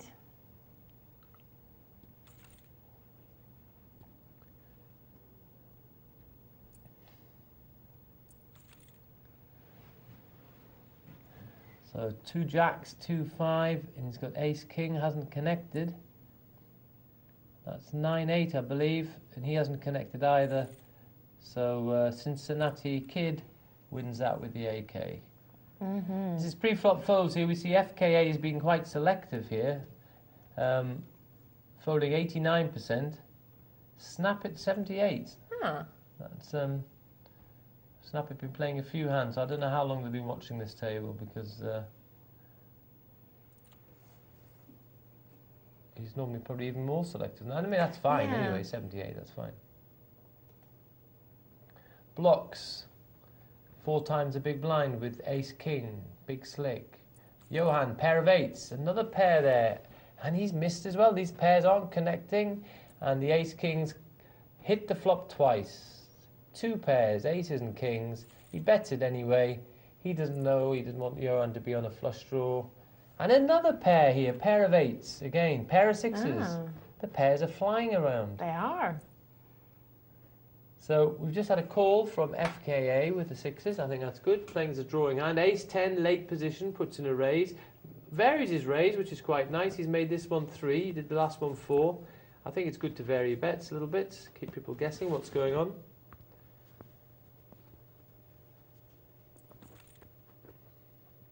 And look at this, he's hit the flop again. Top pair. Johan's the only one with a spade, but there's 2 spades on the flop.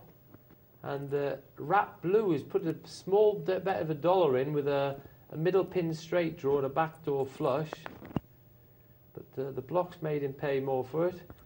And here we go, what a lovely card here for Rat Blue. Has just made the top straight, Broadway, Ace, King, Queen, Jack, 10. Winner, winner. What a lovely river card for Rat Blue that was. JJ, yet another small pair. I've noticed a whole spate of these. Incredible. A pair, of course, is 7-1 against to make trips on the flop. So they're clicking below average at the moment because we've seen loads of these small pairs. Yeah, this is very true. It's funny, we had a run on flushes there for a while. Now we have a run on small pairs. Up and down straight for Snap It. Pair of 6s being quite brave, and look at that, he's won it. He liked the fact that the Jack paired up. He thought he'd have heard about it if Snap It had had the Jack. Yeah. Now it's paired up, he said, oh, well, I just don't believe he's got that. I don't think he had the top pair because he would have bet definitely. I think my pair's winning. So on that premise, he bet out. Yeah. So that was actually pretty good judgment. Thinking about what was happening. Quite thoughtful play. Looking at the clues, looking at the information and working out your tactics. Yes, they do say there are 3 levels to poker play. You have to Okay. think about what your cards are. Yes. Then you have to think about what your opponents might have. And then you have to think about what they think you might have. Yes, Yeah, so lots to consider, really. that's right. And it's difficult to get in that frame of mind if you've had a few drinks, that's for sure. I can imagine. I wonder if you think I've got what? Exactly, it can be a bit difficult. Yeah, difficult indeed. There we go. Spencer Boy on the button, a position raise. He's got ace small suited. It's a good reasonable backup hand, but I'll tell you what, it's just as good to take the other blinds with that because no risk. And Johan, look at that. Someone's clicked trips now. And who is it? It's Johan's clicked the trips. Oh, wow. But for him, he's been unlucky because no one's actually got anything. But JJ's betting with nothing again. Oh. He's got an up and down straight, 2, 3, 4, 5. So he needs an ace or a 6. Johan doesn't believe that he's got anything, and he's raised him to 8 with his trips. Rat Blue is passed.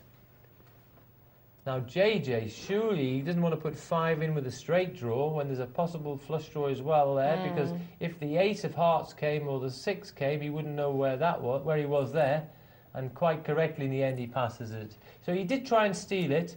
It didn't. Oh, he just got a pair of queens there. He did try and steal it, but at least he had the discipline to respect Harron's re-raise, and he passed. Yeah. And discipline, that seems to be kind of the name of the game. It's a bit of a watchword tonight. Do you have Yes. the discipline to lay down hands that you shouldn't be playing with? Do you have the discipline after you've asked a question to actually do what you know you should do? In fact, what situations in the game do you find it's difficult to put the hand down? Where is it, or where is it you're not sure when you should put the hand down? Is this an area where you can relate to, or which you can relate to?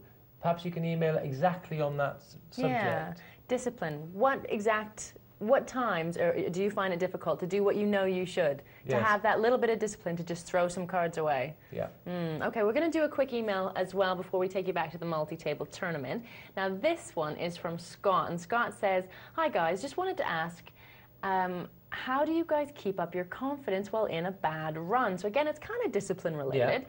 I know confidence is key, but when playing, if I go on a bad run, I tend to lose confidence and I find it hard to regain it. How should I cope with this? Now, James and I were talking about just this exact topic right before we actually started the show tonight. Exactly. This is amazing, isn't it? I'm just listening to this thinking, wow, exactly how spooky is this? Yeah. Yes, it's incredible. Right. Basically, if you are having a bad run and you lose your confidence, what you need to do is obviously recapture that confidence. So what I recommend is you drop down a level. You drop down a level from what you've been playing at. If you've been playing 51, you drop down to 25, 50, etc., etc. Why? Because if you drop down a level, it's likely that the standard of play at the lower level is not quite as high as the standard of level which you've been playing at. So there's one good reason that you're going to be playing against some easier opponents. Number two, because you've been losing, your bankroll has been getting depleted anyway, and as your bankroll gets depleted, well then you should be protecting your bankroll, and you should be, by playing at a lower level for a little while, you are protecting your bankroll because the actual buy-in is less. So therefore, you're now still playing a smaller percentage of your bankroll, which is what you need to do when you're not doing very well. So there's another good point. Then, really try to play very, very strong, and I'll tell you what, even just to regain, if the confidence is really gone, play a session. I normally wouldn't say this, but in this case I would. Play a session. If you get in front, play a little bit, but I'll tell you what, try and just stop this time when you're ahead, which I wouldn't normally say that. I would normally say just play a set amount of time, set number of hands, because the game is a continuous game. That is in reality the best thing to do. But when you've lost your confidence, play, cash out a winner, just so you can walk around, go to the shops as a winner. You've reinvented yourself. I can win, and that's important. So for psychological reasons, if you've had a really bad run, I would do that. I remember many moons ago, I was actually playing blackjack. I was actually in Harrah's Casino, Atlantic City. I've been there quite a bit. I've been doing fine. I went to play blackjack against this dealer who everyone said, don't play against her, she's so lucky. I said, okay, thanks very much. But I went and played. It was actually not many people at the table, it was what I wanted. I got very, very unlucky. I had amazing situations and did keep on getting, as you can in blackjack, like poker, getting outdrawn. And I got killed. Anyway, I just said, okay, thanks for the game, walked away, because generally I'm quite a good loser, thank goodness. But inside, I'm obviously gutted. But the next day I came out to play, I played a session, and I'd lost a big sum of money. Next day I played for a while, and I think I walked away like winning $50. I said, I'll tell you what, I'm going to cash out a winner just so I remember what it's about. And then the next day I went back to playing normal again. But because I was worried that this massive deviation in my form was going to upset me, so I actually, for psychological reasons, did as I've recommended to you. Yeah, absolutely. If that's what you need to do, then that's what you need to do. Make sure that you get your confidence back, because as commentators always say on this show, it's really important that you believe that you're a winner. If you're going into a game, you need to have the confidence to know that you can play it better than anyone else at the table. And it does come down again to discipline. So if you are having trouble with discipline, like Scott was having a bit of trouble with his confidence, then let us know. But we are going to go and see how people are doing with their discipline at our multi-table tournament. So we take a look and see how it's going. And we've joined the table with the chip leader, Turfmoor. Look at this, he's up to 53,000. And the field is really getting decimated now. We're down to 23 players. Oof. So those are spread out over 3 tables, obviously. Right. So that will be 1 table of 8, which is the one we're watching. And so do I say 23 tables, did I? Yes, 23 players rather. Two tables of 8 and 1 table of 7. Gotcha. Ah. At the lowest stack is a player called Suited Sticks, I believe. I don't know, Suited Sticks, but Snowy. There's a guy called Snowy here with 1,600. He must be pretty near the low.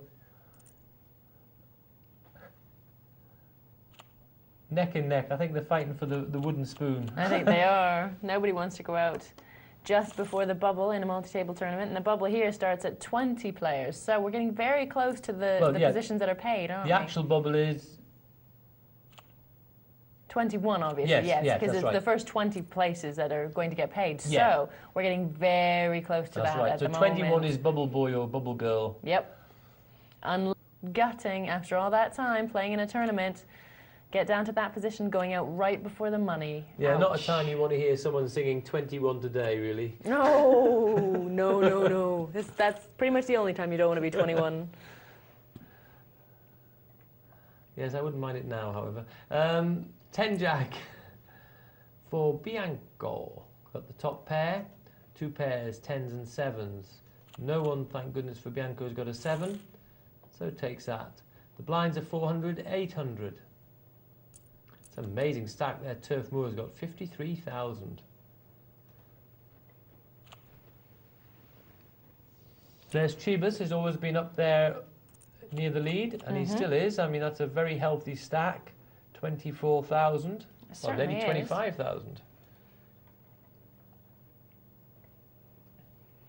Yeah, it certainly is a very healthy stack there. 459. No one is really connected with this at all. No. So we can see that Snowy's actually winning by virtue of the fact that he's got an ace. Well, that's a very funny bet, 25. I don't know what that's all about.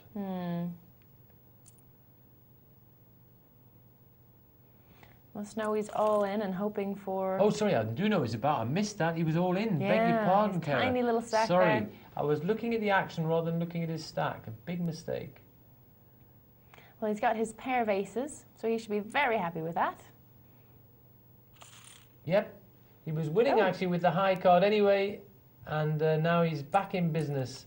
That's right, and Chibas gets the side pot there because obviously Snowy had gone in with the rest of his stack. That's right, and Snowy can only get paid for the money that he's he can only be covered with the money he had. Right. So the rest of the money creates a side pot. Look at this, he's decided, listen, I'm not going to fall asleep now, and he's whacked it all in there again. Ouch, on a 10 queen in mid position. Yes, well the thing is the blinds are quite big. He says, listen, it's not too bad a hand. If I can get another 1,200 here, that'll take me up to quite a reasonable situation again. Yeah. Yeah, he's by no means the this lowest. And now he's able to pass a hand, and he knows that he's got his blinds coming, but even after the blinds, he'll still have 5,200. Right. 7 times a big blind, which is really, I think, his final time when he can hope people can pass, is 5,600. So he's going to be hovering near there. If he can't do anything on the blinds, that's where he's going to be hovering again. But with that amount, he could still possibly get someone to pass, which is important, because that is the advantage of being the better, that you can win by making people pass or by hitting a good hand and winning on merit.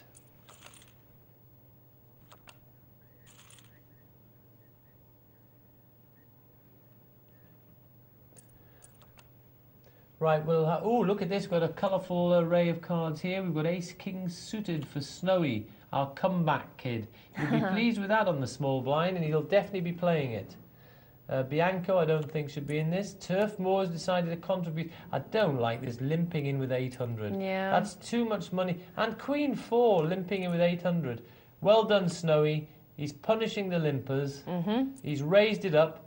And he's got a caller, and he's dominating Turf Moor because Snowy's got Ace-King against Ace-3. And Chibas, of course, is on a flush draw with the same flush draw. So he's dominating on the flush draw. But lucky Chibas hits the 9. The Queen, rather. Hits the Queen. He's got top pair. So Chibas has had the gods with him a bit. He's gone in with the wrong end of it quite a few times and managed to come out smelling of roses. But now we've had an adventurous play from Turf Moor. Oh, and Chibas is... Oh, and Snowy's there. Oh, dear. He needs a jack or an ace. He's got the ace! And Snowy has absolutely come back from nowhere here. Yeah, well done. We saw him put his last 25 chip in the table. I didn't realise it was... I was wondering why he did it. I didn't realise it was the last one he had in the world. Yep. He's come back from there. 18,550. That's pretty impressive. We've This seen is- some good comebacks Let's tonight. hope his comeback lasts longer than the other guys. The other guy Yeah. was impressive. He But it didn't nearly last did very it. long, yeah. Well, he was one step away from going chip leader. Yeah. And he got a bit too excited, and he... But no, he did nothing wrong. He just had to No? win the next hand, I think. Oh. Because the blinds then were 640, 1280. He couldn't That's pass. true, He was on the yes. big blind. Yeah, He yeah. had to call virtually. He did nothing wrong. Just he needed to win one more hand, that was all. And he had an amazing lucky streak, but it just wasn't quite enough. So we've gone to a 2-4 cash game now. Yes, A it bit is of a nice to different, see. bit of Yes, change of pace for us. I like that. And we've got some tragic Trevors there. Nice to see. Snappet's on this one as well. He is. Ah, this game they can buy in for 400 or a minimum of 40. And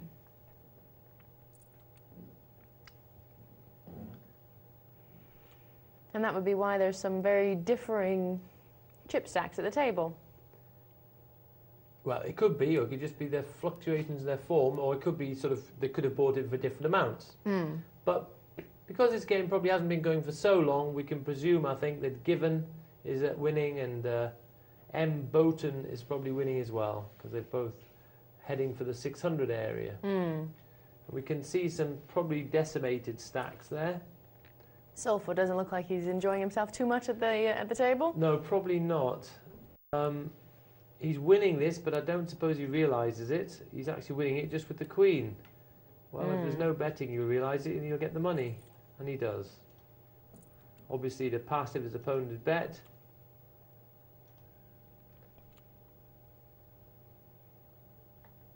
There we have Given and Boughton on top of the leaderboard. Well, we were talking about the whole question about being on the bubble with the multi-table tournament, and we have a question here, an email from someone named Sarah, who's got a question about bubble play in single-table tournaments and sit and goes. Good evening to you both, she says. I mainly play sit and goes, and I find that I reach the bubble stage about 70% of the time. The problem is that I go out at this stage about 70% of the time. Oh. Ouch. I've tried being aggressive when it's tight and tight when it's loose, but the blinds are so high and the only play by the players left is all in or fold. If I raise or call to see the flop, another player will raise all in. What's your advice at bubble time? So what do you think? Okay, if you're just calling or raising and leaving the window open for people to re-raise you, that's what's going wrong. So therefore, if you need to play, probably just commit yourself. Now, what you're doing by that is, if you've got a reasonable hand and you push it now, you've got to be brave enough to push it, rather than just trying to cling on to get into that prize money. If the hand is a reasonable hand, you think it's correct to play, push it all the way now, because now you take out of the equation someone bluffing you off the pot. Yeah. That's wiped out. They can't bluff you because you're there, you're committed. You can't make another mistake. You can't get frightened by the flop. You can't get frightened by a re-raise. Take those options away from your opponents. So don't just be aggressive, be very aggressive. If the moment's right, all in, ask the big question. Okay. Now, mathematically, whatever hand they've got, you're still going to win this situation sometimes. So therefore, we're certainly going to get away from the 70% scenario for sure. You, I think, are letting yourself getting whittled away. You're passing. You're just trying to play too orthodox in a situation where there's no time to play that orthodox manner. You haven't got enough chips to be putting in regular raises and really passing. Okay. So far better. And you'll be amazed when you push there what hands some of your opponents will put down. Because a lot of their chip situations are not wanting to get involved themselves. So when you're struggling, other people are struggling. Other people are worried about going out in the bubble as well. Right. So therefore, the last thing they want you to do is to put all your chips in. Be actually more aggressive would be my advice. And I'm sure, Sarah, you'll be emailing back and saying, it works. Yes, tell us if the advice works. That's what I plan to do. I'm going to be taking James Browning's advice in my play and letting people know how it goes. And I think, well, it's all very sound advice. I hope it is. Do my very best. I think it is, and it's stuff that if you really think about it, you can... It's logical. It is, isn't it? Because it makes logical, sense, but which is what I like. We need to be sort reminded. of... Reminded. And told why it works, I think. And we need to see that logic, because at the time, poker players let side issues bother them. Oh, you can't believe what he hit, you know, and the flop went this, oh, this site's crooked, cheat the cards. Forget about it. Check out, did you play correctly? If you played correctly, that's fine. We have to be aware, I was actually talking to someone today about this, you know, and this is a game where you have to be prepared to accept that if you can make exactly the correct play and lose. But that's and there's no shame in it. There's no shame in it. Because all you have to do is look at it and say, did I play correctly? Yeah. Did I bet the right amount? Etc., etc. And if you did everything correctly, there's no shame at all. It's well done, actually. It's like, well done, but you lost. That's what it is.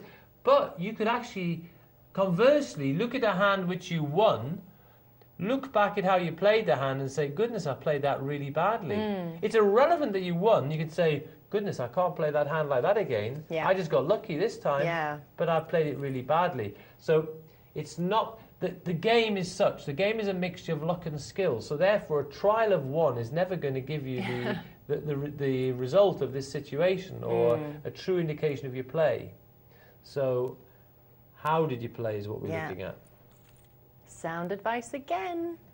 This is very true. Yeah, if you won because of a fluke and because you were lucky, don't hang on to that. No, it's just the methods of what you did.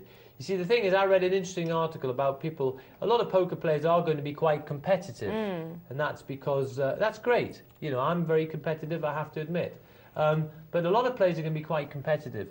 But we have to be aware that however good you are, you won't win every session of poker you play. You won't win every tournament you enter. So therefore, we have to dampen our competitiveness in one way, and we have to say, I have to accept that I will lose sometimes, however well I play. And we have to accept that. So our competitiveness has to be dampened, because the game is a mixture of luck and skill. True. If you were running in a running race and you're a great runner, you could probably say, listen, I've got to win this race, I can win this race. Probably that is more down to you because it's pure skill, it's your skill of running. But this is a mixture of luck and skill. It's not like that. There's going to be fluctuations, and we have to say, fine, how did I play? I lost the session today, but how did I play? Did I tilt? No. Did I put the bets in the right time? Yes. Did I feel in control? Yes. What happened? You lost. Doesn't matter, if I keep on playing like this, I know I'll win in the long run. No problem. And that's how the attitude we have to have. And that's a great attitude to have. And someone else who's got that attitude has sent us in an email, actually. Oh. It's a couple. It's a husband and wife duo. Whoa. And they've been playing online. Dynamic duo. And they've lost quite a lot. They've lost quite badly, it sounds. House. Oh, dear. Well, no. Well, they're only playing with play money at the moment, which is why I think they can laugh about it. Okay.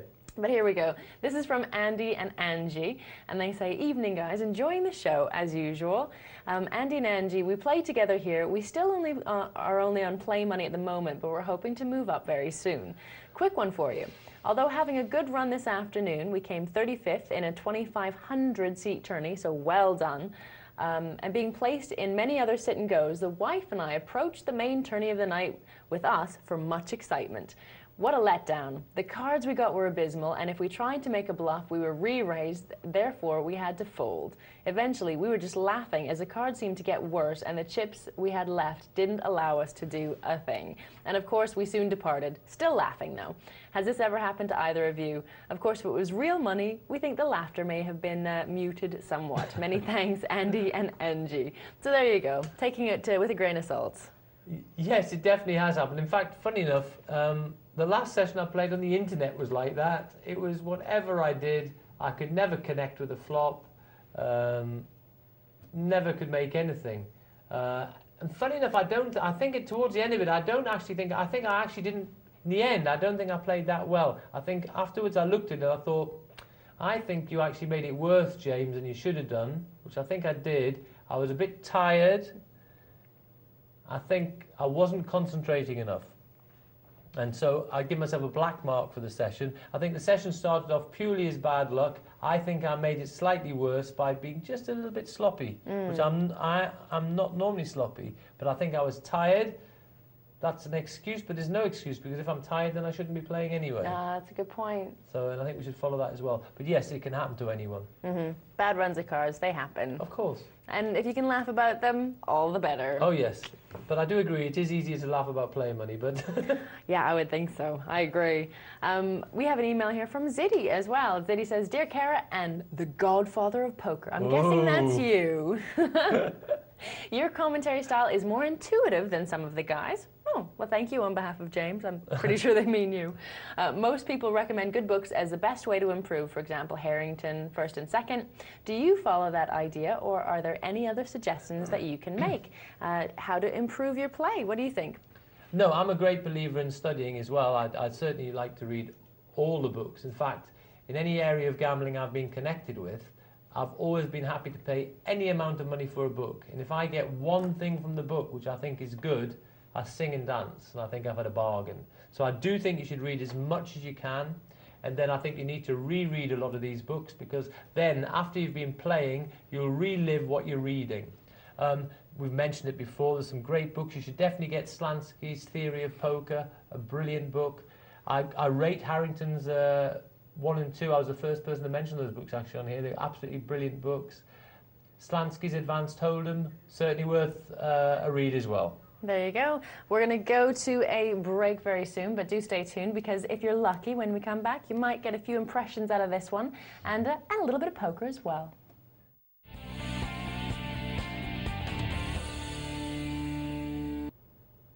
Hello, welcome back to Poker Night Live. It's the second half of our beginner's night here on Poker Night Live, and we've got lots of great questions for you. Oh, good, good. We do. In fact, we've got one that I rather like, and it's not really so much a question as it is a request. Oh. To the godfather of poker himself, we would like you, if you don't mind, to do us a little impression. Okay. Now, this one is from Henry. Henry says, could you please get James to do his Frank Spencer impression? I think it's inspired. You know what? I do too. Go ahead and do that for me then. Thanks very much. I've got a bit of a problem when I play poker. I've always been unlucky. When I was a little baby, my mummy used to dip me in the bath before she washed her elbow.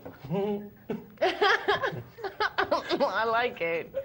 That's hilarious. It is inspired as well. Okay, that's the first request of the evening. If there's any more out there. Oh, you're groaning now. But I like it. I'll be travelling all day, but yes, I don't mind. We'll fire away. We'll see if we can find any more good ones for you. Well, here's a question. This one's from David. It's actually more of a comment than it is a question. He says, evening, guys. Check these beats out. Now, okay, we don't like doing bad beat stories, but at least he's got a sense of humor about it. Okay. And I'll do it quickly. Right. Ace versus Queen lost to a full house pre-flop all in. Ouch. Triple eights versus triple nines lost on the flop all in. 10 versus Jack lost on the flop all in. King versus Ace Jack lost pre-flop all in, and Ace to 5 straight flush versus 2 to 6 straight flush lost. Well, and then he smiles. This taught me a lesson in positional play, albeit an expensive one. He says he loved it, though, because it slapped him straight in the face and improved his game. Brilliant. Those who complain about bad beats, ha! I love mine, and that's from David. So there you go. It's always learning. That's good. That is, actually. He's got the right principle there. You just got to learn from what happens, and that's it. Rather than bemoan your luck, see if you actually misplayed the hand in any way, if you didn't take respect of the betting which was going on, etc., etc. That is positive, and that's good. So that was an acceptable bad beat email. Yes. You got under the net. You were justified. Just barely got in there. The smiley faces at the end of your sentences let us know you were taking it in the right spirit, which is good. Now we have another one here from Mike Fett in Peterborough. Quick question. Is there a Peterborough in England? Obviously yes, there is. There okay. Because I was thinking Peterborough, Ontario, and I think that's quite far away. But I was at Peterborough Station briefly on the way down today. You were pretty much everywhere on the way down today. I've been everywhere today. He really has. Right. He says, hi, guys. My first email to you. So well done and welcome to Poker Night Live. We love having new people emailing in. And so Mike Fett, welcome. And send more. Yes, send more, more. He says, I have a question about sit and goes. My playing style, I would say, is tight until I get to the last 2/3, and then I become aggressive. This seems to work well for me. I usually get into the money 50% of the time at 6 to 10 seat sit and goes, and these are usually $10 buy-ins. My problem is that I play on cash games, and about 80% of the time I end up with less than I bought in for. Oops. I get bullied off pots, and my style doesn't seem to suit that kind of play. I played my first multi-table tournament today, only 40 seats, but I won that, so well done. Wow. Yeah, and am I best to continue just playing sit and goes, or should I look to change my style to learn the cash game more? Any advice would be helpful. What do you think? Does he say how long he's been playing for? No, he doesn't actually. Right. No. Listen, obviously you're doing well in the tournaments. I like the style you're using. It's a style that I advocate, is basically be very cautious early on and then be aggressive later, exactly what I would be saying myself. Brilliant to win a 40-seater tournament. Yeah. You're making profit on the sit and goes. Obviously, you should play far more sit and goes than the money game, that's for sure. Along the way, I think you should learn how to play money. I think we should learn how to play all the different areas of the game if we can. If you're losing, what we said earlier, what should he do? Maybe take a break, go Or down in a level. Down a level, take Yeah. a drop. Don't be proud. Drop down a level, because then, you know, you're obviously going to lose less. You're going to lose less money anyway. So take a drop down until you can handle that. Go down until you can find a level you can handle, and then just keep on working on that part of your game. Keep on working in your money game. Find out where you're going wrong. And you're less likely to get bullied off hands because you're playing for less money. It looks like you might be playing at a level which is too high for you, you're not comfortable. That's why you're being bullied off hands which maybe you shouldn't be bullied off. So go down to the cheaper level and see how you do there. I think that's the perfect answer for it. That seems to be a good answer for a lot of people tonight. So drum that into your heads. If that's exactly what your problem is, if you're having trouble at whatever level you're playing, drop down a level. Get some confidence back, Yes. and you lose less as Yeah, well. well, it's harder for them to bully you because you're more comfortable. You know, eventually you go down to an area where you feel like a millionaire. So hard to bully you then. That's not so bad at all. No. Okay, well, what sort of game should we go to next? I'll tell you what, should we have a look at that 2-4 again? Because that looked like it had the makings of a good Let's game. do that. And there we go, no sooner said than done, it's the 2-4 cash game. And Tragic Trev has broken the 600 barrier. As I said earlier, they can buy in for a maximum of $400 here. Minimum of 40. Yeah, so if Tragic Trev bought in for the maximum, he's still doing very well. Yes, more than 50% increase on his stack if that's the case. The wires, Ace Jack, I don't know what he's deliberating about. Jack Ali, or J.A. Cali, or what would you have called him, Kara? I think, yeah, Jack Alley, I was thinking. Jack Ali, okay, we'll call him that. And there's Snap It, has very good, recognised that his pair of nines with that flop is winning, however. That's good play.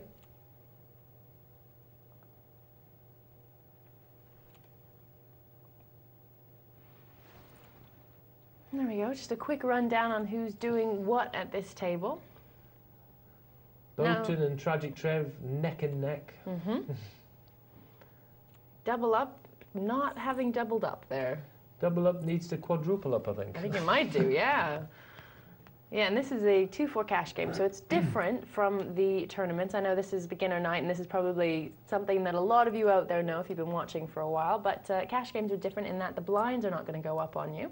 You can dip in and out of these games when you feel like it, so you don't have to be starting at a certain time and ending at a certain time when like in a tournament, getting down to the final table or whatnot.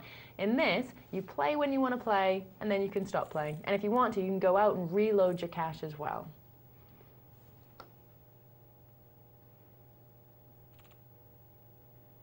Sorry, what was that last bit you said, Kara? Do you want to get? You can go out and reload your cash or your stack. What do you mean by that? Well, if you run out of money in a cash game. I see. If you go out, I beg your pardon, right? Yes. Oh, yes. If you lose your money, then you can reload. Yeah, that's right. Fine. Or top up. Yes. Yeah. In between hands, you can top up your stack. And then come back in. Whereas in a tournament, once you're out, you are out. Yes, that's it. You have one life. There's one life to live. Unless, of course, it's one of these rebuy tournaments. Then you've got Right. more lives for a while, probably say for an hour or an hour and a half, whatever. Mm-hmm. If you're playing live or on the internet for so long, then you can rebuy. So you've got more than one life there, which means that you can, if you want, take more risks there because you have the ability to be reborn. Yeah, there's lots of different kinds of play out there with Texas Hold'em. There are Of course. so many variations now. Buy-ins, freeze-outs, and there's short-handed tournaments now. Yeah. There's turbo Oh, tournaments. gosh. There's single table tournaments, there's double table tournaments, triple table tournaments, there's 2,000 player fields, there's Yeah. 4,000 player fields, it's all out there. It's Something incredible. for everyone, And definitely. the game is just still expanding all the time. Mm-hmm. In America, they're just about to, there's a new organization who are putting together a series of tournaments, and they're trying to make poker more like a sport. They want it being Okay. thought of as a sport, and they're in fact going to be backing a lot of players to be playing in a load of events up and down America. And eventually they want to find out who they believe is the best player. And in fact, the players are going to have their entry fees paid. Wow. And they're going to be playing a series of tournaments, all different buy-ins. Like a national team. Well, no, like national tournaments. It's all big tournaments, but a lot of the players are going to be just paid, have all their tournament entry fees paid and Wow. expenses. They want it to be sponsored. They want the Nice. players to be sponsored by companies. Okay. So just as, say, racing drivers and racing Yeah. cars are sponsored, they want the poker players to be sponsored. They want them to be treated as sports people. Okay, so they'll be wearing the T-shirts for their sponsors and... Yes, And, there'll be a carer there with crispy donuts across her back. Oh, too right. And in my mouth. Oh, that should boost the sales. Yeah, when they see how I play, I don't know about that.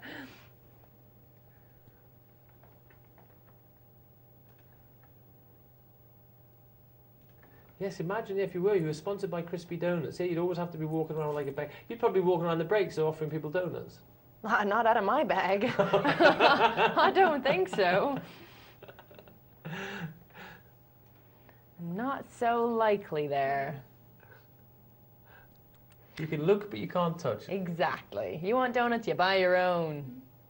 That's what I say. Trip 6 is forgiven, which in that's not fact bad. makes a full house because he's got 3 6s and 2 10s, and he flopped this. What a dream. And actually, Bowton there has actually clicked his ace on the end. Don't know why he stayed in there if in the end he didn't want to know anyway, which is rather peculiar. But an amazing hand forgiven there. Pre-flop fold, Snap It playing the tightest here. Snap It in a big game here, I'm not surprised. I think I would expect them to be playing very solid. Look, to me, it's, well, okay, it might be early days, these figures. To me, that's just probably slightly too tight. Yeah? But listen, if they're still prepared to play their hands against you after you've been that tight and you can get away with it, it's fine. Tragic Trev, pair of aces here. What's he do? He makes it 6. He's got the ace of clubs, which will, there's a comfort if there's 2 clubs and a flop as well. But he takes it down. There we go. Not a huge pot, but a win nonetheless, and that's always a good thing. Yeah. There we go. Right now, I believe we're in a very exciting position at the moment. We are at the final table of our multi-table tournament. So, I think without further ado, we should see how the play is going on down there. Yeah? Good idea. Let's get there. Okay, so who's at the final table? Right, let's have a look. We're looking around there. Turf Moor, who's been a big... He was chip leader before. He's made it. And Snowy, do you remember Snowy? We Oh, watched him put his wow. 25 chip in.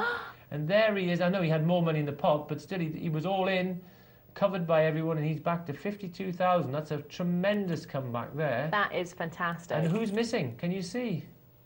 Who was it that we were looking at? It was Chibas has gone, Of hasn't course, yes, he has done as well. In fact, I can tell you, he went out in 10th place.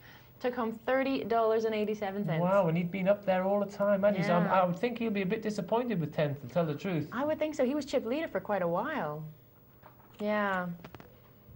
Okay, well, there's a couple of kings on the board, and there's an ace and jack. Everyone's got a little piece of something there.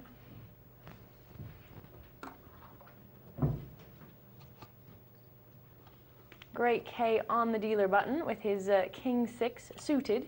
Not a massively great hand, but we're looking at the final table of a multi-table tournament. And he is on the dealer button. So what do you think he's going to do? Is he going to stick in there? Well, he's actually, yes, it would be. He just should whack it all in, actually. And just don't let anyone else take another look. He's got such a short stack. I don't know why he's gone 3-2. It's the same thing. He's got 740 left. He should have just pushed it all in anyway. Yeah. Okay, he's losing, as we can see, because he's losing to the ace, but he's got a flush draw. You can hit a 6. And now he's gone all in. I don't know whether he thought that doing it in 2 bits, he might get some to pass. Well, if he does, of course, it's very good. So I'd have to then say, wow, inspired, but I don't think the ace is going to pass. No, neither of them pass. Let's see what we get. Come well, on. Turf Moor's winning with a pair of 3s. Will we see another spade? If the 6 comes, great. He's hit the king! Wow. Yes, well done. He's definitely picked the right time. He had to do it. He was very low on chips. He only had a couple of big blinds, and he whacked it in. He was slight underdog, but he hit his card in the river. So the kings were great for Great K. Yes, that's right. There we go. And he's now got 11,000. So he's still in the area where he needs to take action. Yeah. It's make your mind up time here for Great K. I don't think 9-10 is necessary for this one. He's not that desperate.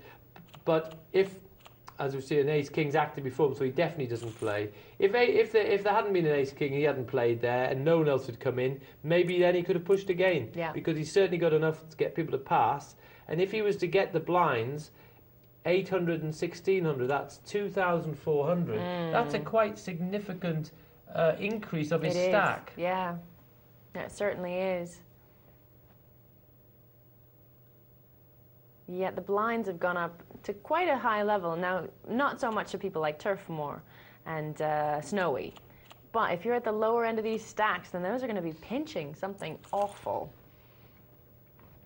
Yes, you're right.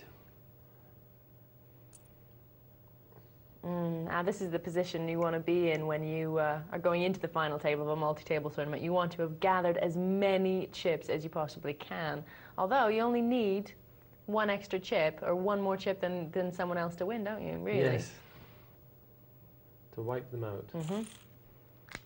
I wonder if Snowy is a backgammon player then. You know what? I was thinking that as well. I kind of wondered. But I would guess no, because I think that Snowy's spelt IE? IE. I think so, yeah. I think it is IE. And obviously we're talking about, well, not obviously if you don't follow backgammon, but the way that we do, myself and James both. But Snowy is a program, not entirely like Poker Tracker, but it's kind of similar anyway. Artificial intelligence, i.e. it was basically given the rules of backgammon and left to play millions of games itself, in which case it basically teaches itself how to play.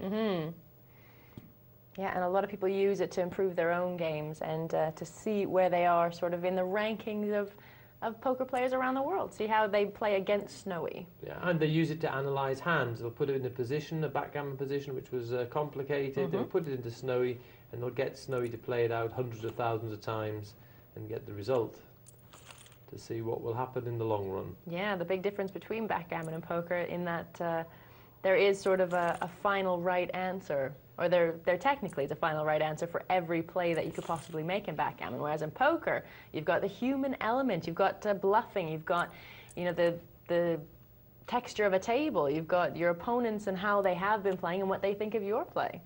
Yes, however, in backgammon, when two humans play, there is a human element. So therefore, if I'm playing you in backgammon, and I know that you're a timid player. True. I can be in a position where Snowy would say it was incorrect to double, but I would say against this player it's correct because I think they'll pass, even though it's not a correct double. Yeah. So there is an area for fuzzy logic in backgammon as well. And True. So therefore, if Snowy was to analyse it, we'd say that was a blunder, that double, and say, well, sorry, Snowy, you just don't know the opponent. Yeah. You made the blunder by not doubling yourself. Yeah, that's where artificial intelligence falls down a bit. A little bit, yeah. But those in the higher level of backgammon, of course, that doesn't apply so much because people, it's hard to. But I've certainly played people where I know what positions they like and they don't like. Yeah. But you're right, in those higher levels, it is almost like two computers playing each other sometimes. yeah. Everyone knows at that level, you know, what is the right thing to do, and that's what they do. Whereas in the high levels here of poker, if you got to the last table in a multi-table tournament like these people have, well, sometimes there aren't right answers in so much as, what is it that Casper always says, tools, not rules. That's right. Well, there's certainly some great guidelines that we've got for players. True. But we've got to be, the thing is, poker is a forever changing game because the situation is changing all the time, and the situation has just changed here dramatically. Ooh. Because look who's gone. It's Turfmoor. That is a surprise. Our chip leader there before has now gone out 8th. Yeah, 8th. He goes home with $61.75, but that is a bit of a shock as well. 2 of our chip leaders now have gone. Incredible. Right. Is it Lucille? Lucille? Yep. Got Big Slick and has made it 4,000. The blind's now at 1,000, 2,000. Now, I've been spouting a theory of late, and that is, if you're well chipped up, which Lucille is, Right. I believe that the flat raise is very good. The flat raise here is 2 with 2. Okay. And I think it's very good because basically the person with that big stack is saying, I'm raising. And when you call that, if you're a smaller stack, you're not just looking at the raise, you're looking at how many chips that player's got. Right. And if they've got a lot of chips, you've got to say, oh goodness, yeah, but if I do call this, how much will they bet next time? Yeah. So therefore, they've got this implied threat. Yes. So therefore, if they can use the implied threat, this means now they can be making raises with quite a few hands and still be able to get away from the hand if they want to. So they're not risking themselves as much, No. but the threat is still there. Because of their stack. I see. But then on the other side of it, you've got the smaller stacks having the implied odds, don't you? Because they're going up against people with much higher stacks, so there's more there to be taken. Or is that a little too simplistic? No, it's not quite right, because they can only win what they've got anyway. True, of so course. That's not the, yes. You're not getting the implied odds from just because the guy's got more chips, because that doesn't come into play. You're only covered. Right. What you're saying is you've got someone who covers your stack, which means if you do connect with a hand, you can get all your money in against them if they wish to play. Right. So that you're covered, which is important. So in that case, that might create a situation where there's implied odds. Okay. So that's just to clarify that point of it. But as I said, I've been spouting this quite a lot, and I like this play with chip leaders here popping in small raises quite regularly. It means that they can cause havoc at the table, frighten people off, steal a lot of blinds. People are now getting whittled down as they're gradually getting bigger and bigger stacks, and they're not risking very much. So it means that if someone comes over the top or whatever, they can get away from it, and then very soon they can go and do the same thing again. So it means that they can rule the table, but in fact, by investing not very much. So they're getting tremendous value. Yeah, that's not bad at all. They're ruling the table with an iron fist, But a in lower a velvet stack glove. couldn't do that. Right. Because the lower stack can't afford just to be revisiting with anything.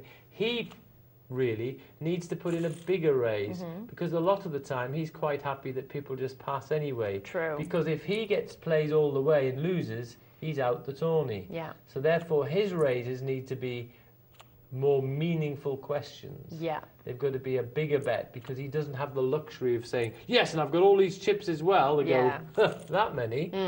So he has to ask the question straight away. Gotcha. Because people are more likely to bully him and then try and re-raise him anyway, just to fight him off. And then, so he might then end up putting hands down he wouldn't have put down. So that's why he can't do it, but can do these smaller bets, I think. Okay. 479, Knocker. He's got a pair of Ninas. Pair of nines. Ninas from Pasadena. Ah, very colourful poker language it is. Yes. Actually, I believe that's transferred from the craps tables. Okay. Because they have a lot of patter goes on when the people are playing of their course. craps. You know, all the talking's going on. The guy in the stick man there is busy yelling out all the different bets. Quite colourful. Well, you gotta like a good bit of patter. Keeps it all interesting. Oh, it does. Ah, yeah. The Rodman, Queen Jack. He's put in a raise, 6,000. He has to put a reasonable size raise because he's got a low stack. In fact, really, he might as well have just gone all in because he's going to be committed to the pot anyway, but virtually. Right. So he is the level now. He is the one. He's the straggler. There's no, in fact, the biggest straggler is Great K. Great K, I don't know. He can't be waiting. He's only got 2 big blinds left. He must be looking for a situation to get his chips in. This isn't it, however. No. But the Rodman, more or less, as well. He should be really asking big questions, and then he'll be able to take situations down. Because they won't want to pay him 16. Great K is going to get called, obviously. No one's going to pass the 4,000. No, So it's he not a actually scary has to stack try and at just all. find the best hand he can, because he's going to have at least one opponent, and of course the more opponents he has, the worse it'll be for him. Well, he's probably breathing a sigh of relief because he has a whole nother round here to get through before the That's blinds right. come back to him. Well, it'll be interesting to see what happens, how many people are in here, because if no one, if ace 3 passes, I think he might go here, pair 2s. Well, I think he should have done. It's just possible he could have ended up heads up there if he'd done that. Yeah.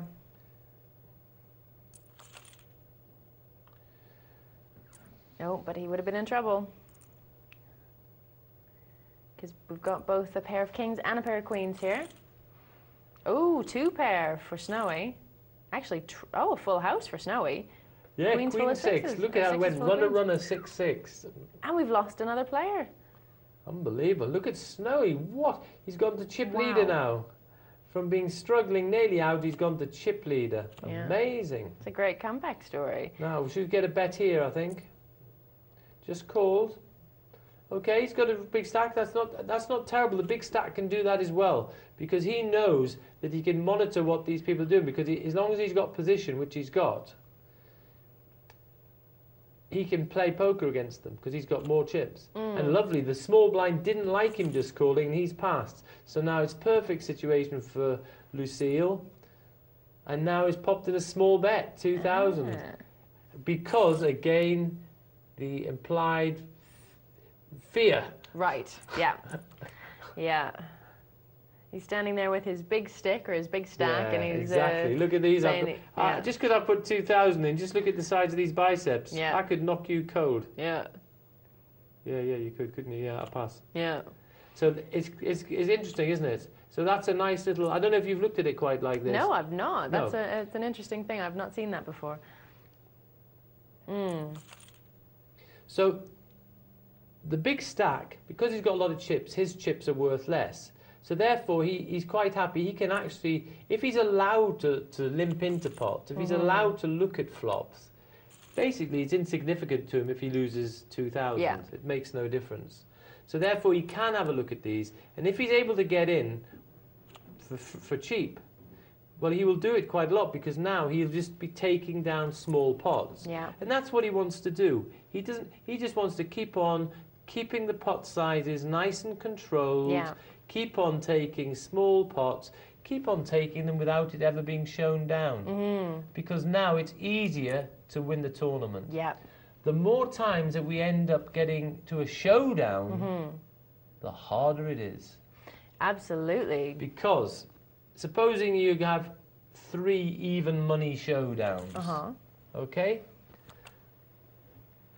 The odds of you winning 3 even money showdowns is 2 times 2 times 2 minus 1, which is 2 twos are 4, 4 twos are 8, minus 1 is 7. You're 7 to 1 against to win Right. them all. Okay. So if you go to the well in even money situations Yeah. 3 times, you're 7 to 1 against to come out winning all 3. Right. So now already we see how difficult it is to win a tournament. So now if you go 4 even monies in a row, you're 15 to 1 against to win all 4. So if you are actually going to the river each time on even monies, whoa, how difficult is this getting? Yep. So therefore, in these tournaments, we do want to take pots down without having to go to the river as many times as we can. Gotcha. Okay. Because in the long run, that makes it not as difficult for us to win the tournament.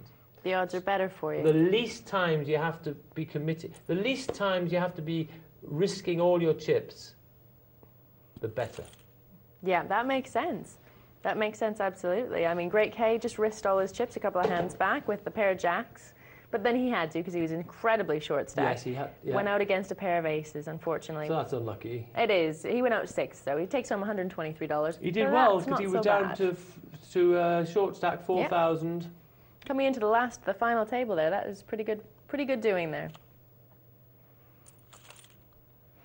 Oh, we're getting down to the bigger money here. We've got 4 players left. Not a bubble situation. They're all getting money. What's 4th going to get? Shall we preempt and have a look Right. see what? 4th is going to get $197, so just under 200. Yeah, pretty good for That is pretty $10, isn't it? Oh, it's a great return, isn't it? 3rd prize, just under 300. 2nd prize, 480, so just under 500. And 1st prize, 741. So that's so there you go. That's how that stands. So there's quite a jump from going out 4th to going out 1st. So Yes. no one's going to be wanting to go out now. No. Bit of jockeying for position. And they've all got quite a bit of play here. The big blind's 2,000. The lowest stack's got 65,000. So as I said, there's plenty of play. And he's got an up and down straight, knocker, 8, 9, 10 jack. And dad till, he needs a middle pin straight. And he's had a go for it. Ah. Well, he's got the pair of 10s, of course, dad till. This is his main part of his hand. So he's got 2 pairs, 10s and 9s. No, yep. Yep, and there's the question for knocker, but there's so much money in the middle. Oh, Ouch. and he hits the jack. He had a few outs, just hold that there if we can. Oh, we just missed it, I think. He had up and down straight, and he had the jack to hit as well. So he had 11 outs, but still a big underdog with only 1 card to come. Yeah. Ouch for Dactyl. About 3 to 1 against. Anyway, there we go. Now he has to come back from that beat there with a bit of discipline, not let himself get rattled, not go on tilt. And Well, he's still, play although he's well. gone down to 47,000, he's still got play because look, it's the big blind is 2,000, so Yeah. he's still got plenty of play. He mustn't. He's unfortunate what's happened. He was favourite, he was winning, but that's right. You just now must just don't fall to pieces just because of it. That's Yeah. right. Yeah. Now I'm not certain here. He's quite got enough chips to do this baby raise now, to tell the truth, because he hasn't got the luxury to be over chipped. I think the people here who can do it are Knocker and Snowy, but not Dadtil and Lucille particularly.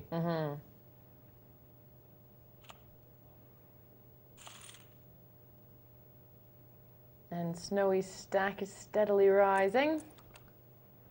Knocker's just chip leader though, 136 with 3 in the middle, 133 left at the minute. And it's a flat raise. Oh, look, it's big stack against big stack. Oh, the other two say, go on, fight each other. Go on, fight. Straight draw there for Knocker. Well, middle pin for Knocker. He needs 5, 6. It's an 8 he needs, isn't it? Yeah, it's an 8 he needs. Yeah, so a gut shot straight draw. Ah, yes, a gut shot straight draw. I like that. Straight draw. When you say straight draw, you'd normally be saying On the outside edges. yes, on the Ah, outside okay. edges. Oh, there's a new. That must be Canadian. Is it? On the outside edges, straight draw. That's a new one. Up and down straight. And up and down straight. Yes.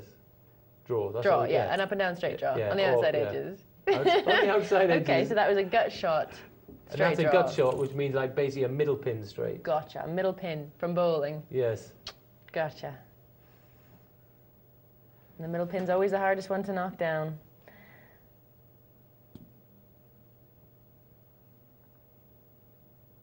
Have you been bowling? Not in a very long time, but I do enjoy a bit of the old bowling. Yeah. Yeah, I think it's good fun. I It like is. it. I like the shoes, Oh, actually, they're comfortable. and they're quite fashionable. I like them. All right. I always get two mismatched ones. I find that quite funny. They always spray them before you get them. Yeah, you got to wonder about that really when you see the flies flying out from inside the shoes and things scurrying away and dying. It's a bit worrisome, but hey. Blinds are up. It's 1,500, 3,000. Ooh. Dad Till on 50,000. Well, still plenty of play. No one has to panic. They can still be selective.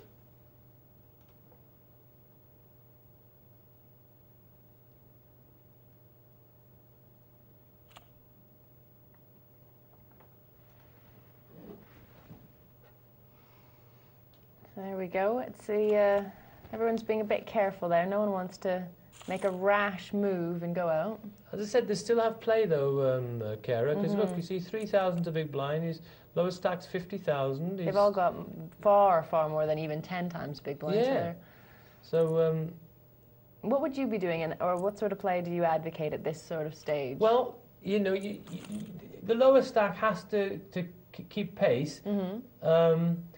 It's just a matter, you're looking for situations. You're looking for situations just as much as for cards, possibly.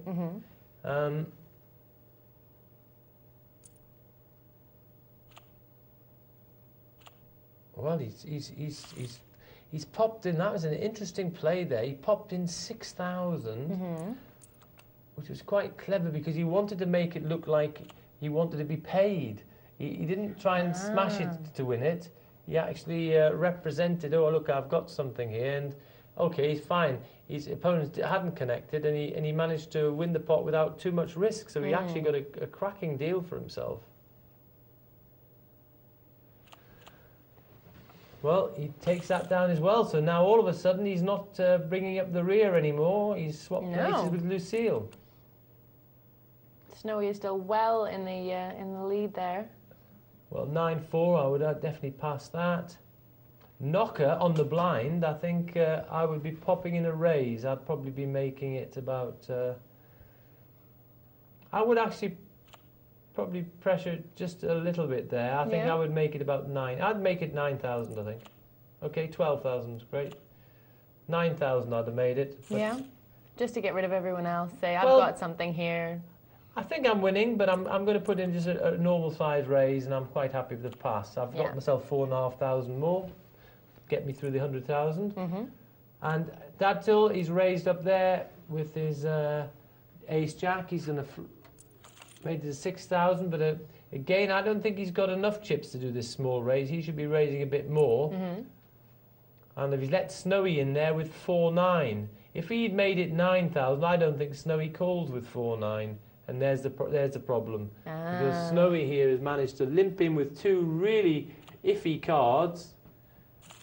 He's got first to speak, but he's hit top pair. He bets it and takes it down. Now, I think that was Dad Till did not have enough chips for the flat raise. We must not get mixed up when this should happen. The big stacks can do it, but not the small stacks. They don't have muscle. They just can't follow it up with the right kind of threat. And then the big stack can call it because he's got so many chips he can afford to call it. Yeah. The small stack can't even afford to call the small bets. That's the difference. They swap places. So Snowy had so many chips, he called it with 9-4, like they're garbage cards. I still don't think it even was a good call, but he was able to. He thought, if that's all you're making, I'll call. Yeah. And then he managed to, capture those chips. Well, Knocker's committed. His pair of aces he thought was definitely good enough against one other opponent. Back over the 100 again.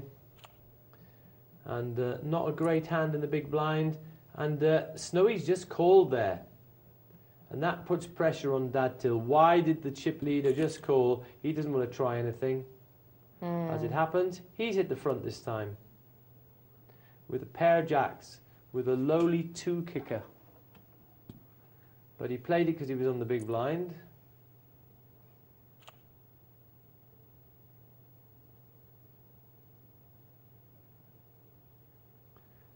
What are you going to do, Knocker?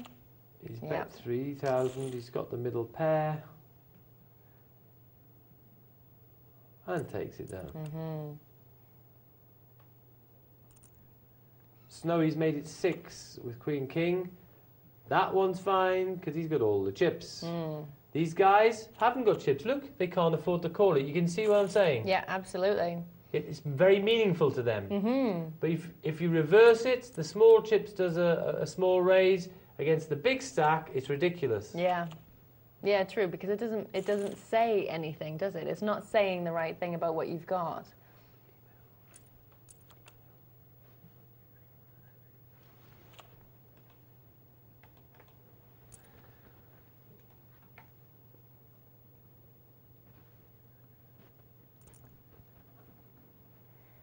Right, so there we go. Snowy with Queen Ace puts in 12,000, so that's 4 times a big blind.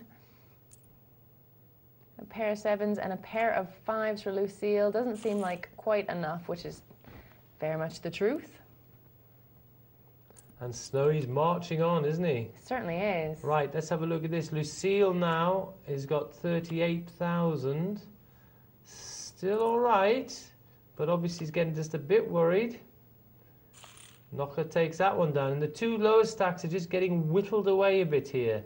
These 2 on Snowy's marched on, Knocker's hovering around the 100. And let's have a look at this. Snowy's annoying them. He's just called here. He's gone in there again. And look, Knocker's just called. Oh my goodness. So Dagtil just made up the small blind, and who's connected? Anyone got a queen? No. No jack. So Snowy's winning with his pair of 5s. But there's 3 overcards there, so it's hard to think he's happy with this. Yeah. Then he checks. We can see the cards. It's going to be hard for them to know, but Knocker, what did he have? He's got position. Yes, exactly. He had position. Yeah. And he's made the better hand, put it down. What Yep. did he have? He had position. Yeah, the He power saw of position. weakness. There's 3 overcards to the 5s Yeah. on the flop. He was able to bet, and he made him put it down. A perfect example of position. Yep. Get as much information as you can from all the other opponents, and then use it. If Tony Blair had said position, position, position, instead of education, education, education, he'd have been right.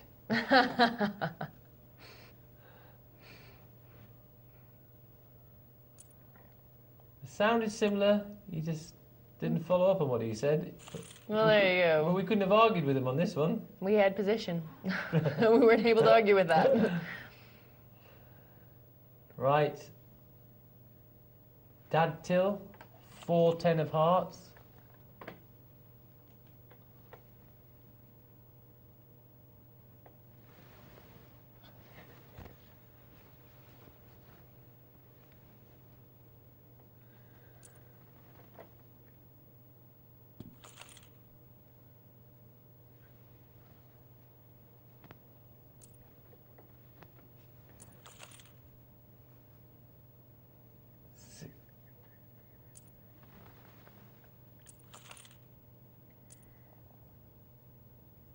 Right, and there we have it. Snowy takes that down.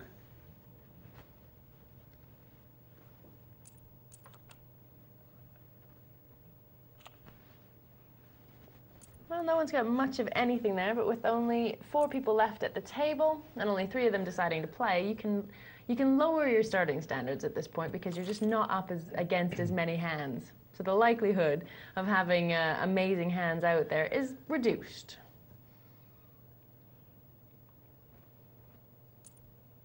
I'm not sure the 2-5 is a great hand to be going in with myself. No. But, But he was there on the big blind, wasn't he? yeah. Yeah. He had no. He was originally there with no choice. Yeah. Yeah. Right. We've got Knocker. He's got an up and down straight, and he's putting in what we would call a semi-bluff, as far as he's concerned. So he's bluffing with He the thinks- hope to well- draw to... Classically, he believes that if you asked him, do you think you've got the best hand, he'd say no. Right. But I've got a hand which, if I connect, I believe will be the best hand. Yeah. So that is a classic semi-bluff. Yeah. And it was good play. Snowy now. Oh, not there. And we've got Battle of the Low Stacks. And it's 3,000 from Dadtil. Oh, and hit the queen bet with... But unfortunately for Dadtil, there's a kicker problem. And Lucille has got him dominated with the kicker. And Lucille takes it down and they swap places. Dadtil now the lowest stack.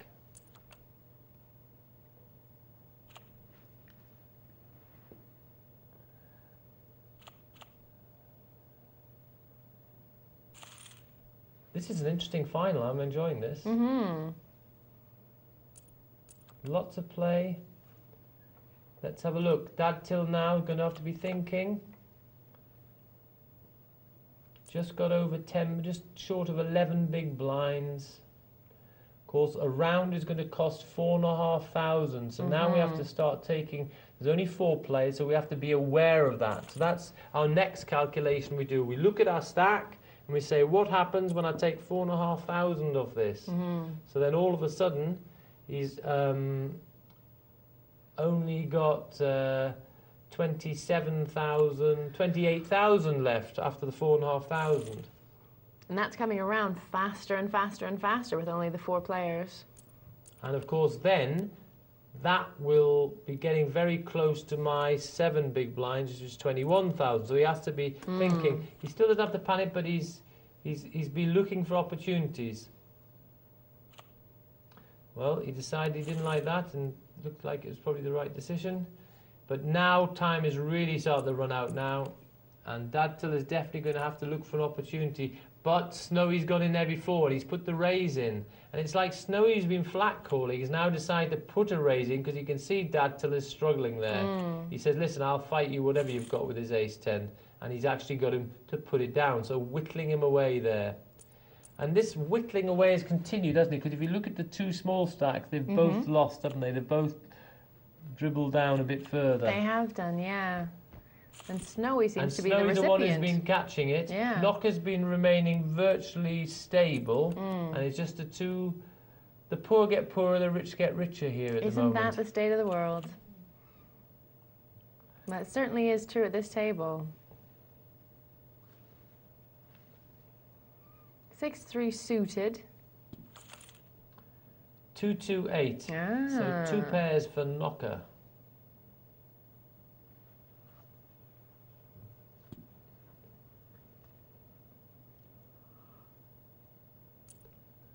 Bet 6 into a pot of 6. Pot bet. Asked the proper question. Didn't muck around.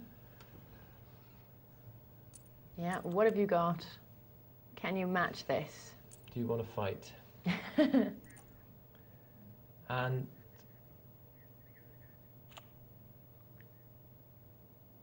a raise to 6,000. And we've got top pair for Snowy here.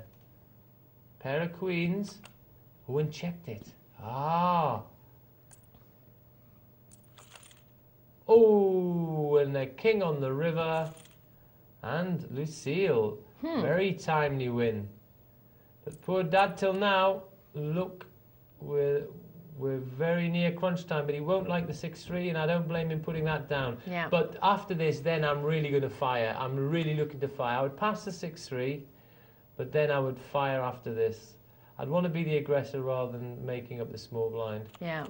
I passed that one, but now red alert to play. Hoping for a really good hand. Well, not too much Anything. now. I don't care. I just want to try and put a bet in here if Okay. I've got to... Ooh, Okay, not that one. That's ouch. That's an ouch. Even on the dealer button, 3-9 offsuit. It's just not something you want to see at this point. Definitely not. He'll be devastated to see such a heap of garbage.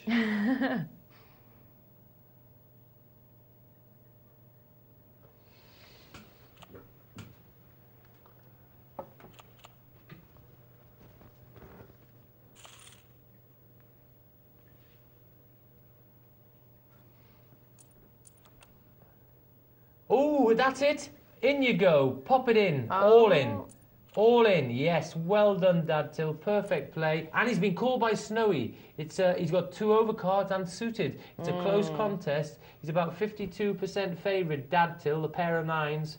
Snowy's got about 48% chance, somewhere near it. Oh, it's a trip nines on the flop. Ooh. Dactyl is jumping and singing in his seat. Yes, Absolutely. happy days. I'm back in business. You thought you got me, but you haven't. You've not got me. There you Nina's go. from Pasadena.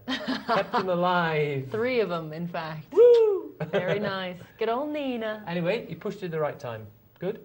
He did. So he pushed waited it- for the right No, hand. He did. He waited for the right hand. Yep. Well, that's good to know. I So there's liked a bit it. of timing involved as well. Sometimes it misses you. It passes you by, though, doesn't it? You just Or don't it get the can right do, hand. Yes. You can just get. People can preempt. sort of- When you want, your problem is you've got a hand you're prepared to push with, but it's not good enough to call a raise with. So you get preempted. Your action gets preempted by others, and that's so frustrating. That is probably for me one of the most frustrating parts if I'm in that situation. Yeah, that would be very frustrating. Now, we've got a few frustrating stories from people and some good stories as well. So people have been sending their emails in more with the comments than the questions tonight. So Oh. send in both. We're happy to hear them. This is from John Pierce. John says, "Hi, thanks for the excellent show." You're welcome. I started playing a couple of months ago and really enjoy multi-table tournaments with up to 3,500 playing at a time. Wow. That's a big multi-table. I was managing to get into the top 500, which I thought wasn't too bad till I started watching your show. Tonight I played in a game with 2,000 and managed to reach 38th place. Well done, because that is very good. I've cut out the rash bets. I'm learning to put my hand down more often rather than chasing the pot, and I'm being far more aggressive and trying to avoid limp raises. Hey, discipline, discipline, discipline. I like that. Sound very promising again there. Very, very good. Learning to put hands down, doing away with weak raises, being far more aggressive. You're on the right track. Glad you're listening. Absolutely. Now we've got a few more emails here. We've got one here from Philip. Philip says, "Good evening. I've been watching the show for about a week now, so welcome to the show. Thanks for joining us, Philip." He says he's picking up some very useful tips and rules of the game. Thank you. I'm very much a novice and hope you don't mind stupid questions. Love stupid questions. Keep them coming. I'm uncertain with what hand I should commence betting. I'm only playing games with 25-50 cent blinds. For instance, if I'm dealt 2 cards of the same suit or 2 cards which could make up a run, so connected cards, should I risk a bet until I see the flop and make a decision then, or fold with my 2 cards? I'm folding quite a bit, though, through what I think is an uncertainty. So he's folding quite a bit at the moment, not quite certain what the right cards are, what the standards need to be to go in and see the flop. Right. The first bit, I'm uncertain with what hand I should commence betting. Right. I'm only playing. It doesn't matter what stake you're playing. The principles of play are basically still very much the same. Could you just repeat the last bit? If I'm dealt 2 cards, sorry, Cara? Certainly. If I'm dealt 2 cards of the same suit, or 2 cards which could make up a run, so connectors or suited, should I risk a bet until I see the flop and make a decision then, or fold with my 2 cards? So Yes, that's fine. should She's playing as drawing hands. Yes, if you're in late position, if you've got, say, 2 suited connectors, it's no point, it's often not, if you're in early position, don't just limp in with it there, because people just might raise after you, and you're just leaving money behind because you can't call the raise. So if you're in late position, you could call with, say, suited connectors, or even quite strange cards, because it's less likely that anyone is now going to raise, because there's less people left. So therefore, also if there's a few people there, the sort of comfort in numbers, it's also extra good, because it means if you do connect with your funny hand, you'll have people there who are capable of paying you off for hitting your funny hand. So you're getting paid good money. So you need to get paid good money with funny cards, because you need to be given the odds. So that's how to play those.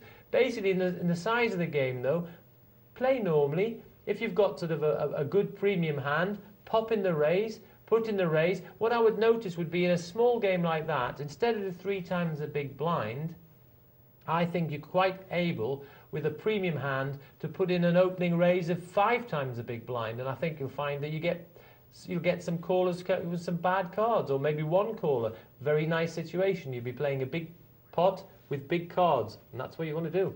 There you go.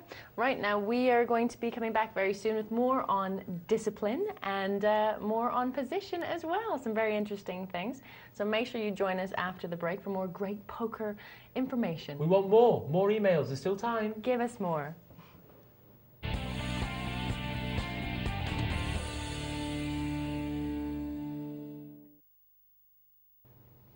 Welcome back. That's the final hour here of our Thursday edition. Am I right here? It's Thursday night, thank you. Thursday edition of Poker Night Live. It's amateur night here, can't you tell? Now, we were looking... There's some fear in your eyes when you said that. I thought, I don't know what day it is. Goodness, in the end it could be embarrassing if you're like 3 days out. I know, it could be. Well, every day is the same to me. You got lucky. It's every day is a weekend when I'm here on Poker Night Live. There it's you go. It's a wonderful thing. Now, we were taking a look at a really exciting multi-table tournament, the final table. Let's take a look at what's going on there. It's brilliant. 4 players left. And there was Dactyl. He's actually marched on a bit. My goodness. Hang on. What has happened here? We've missed a few hands. But look at this. Snowy is now bringing up the field at the rear. That is amazing. He What was a up to turnaround. almost 200,000 chips when we took a look at And them. Lucille has got 180,000. How things change. Big turnaround. And now the blind's at 3,000, 6,000, and we've got Snowy is the one who now is the one who's going to have to commit. There's no room for little raises now. Nope. It's going to be all in ski. I think the short stacks were exacting their revenge on Snowy for chipping away at their reserves, and they're doing the same to him now from the looks of it.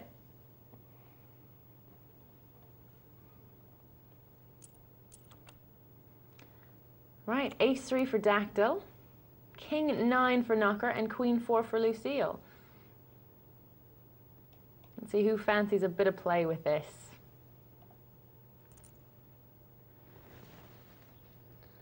So it's a raise from Knocker, king-9, position.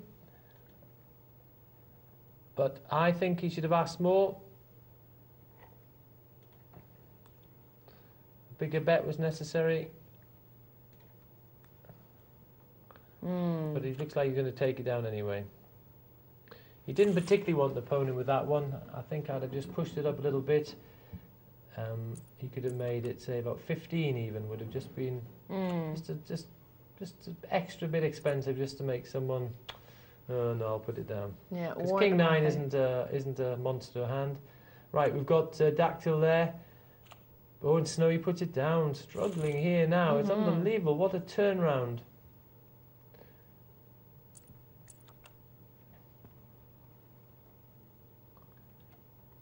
A pair of sixes. Some nice hands there. Snowy's going to like the 10A, so yeah. Hoping to take down the blinds there, isn't he? Oh, Snowy, yes. I mean, he's... he can't get away from it now. He's got ace-10 suited. He probably feels he's behind, but he just can't get away from it. There's too much in the middle.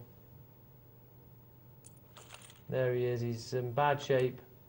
No good for him because the kicker is going to win it. Oh. It's a pair of aces with a king kicker for Knocker. And Snowy, absolutely, unbelievably, has gone out fourth. He was like a big chip leader when there's 4 players. You just couldn't expect he was going to be knocked out fourth at all. But, wow. Been a bit of a roller coaster for Snowy.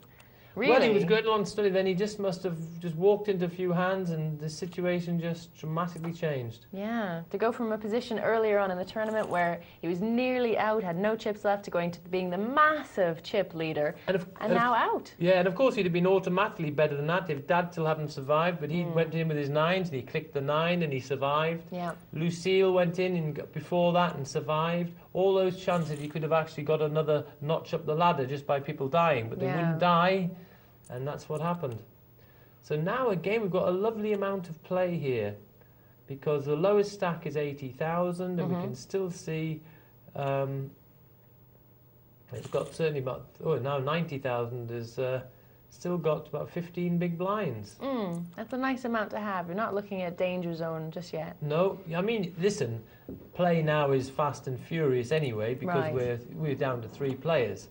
But it's not absolute panic by any means. You can still be somewhat selective. Got 2 reasonably good hands here. Short hand, ace-9 against 10s. The 10s, of course, is winning. Once the ace-9 misses the flop, it's from being a close contest, it's no longer a close contest. And just paying off the 10s here. Asks for 30,000. Surely can't. He hasn't got connected at all.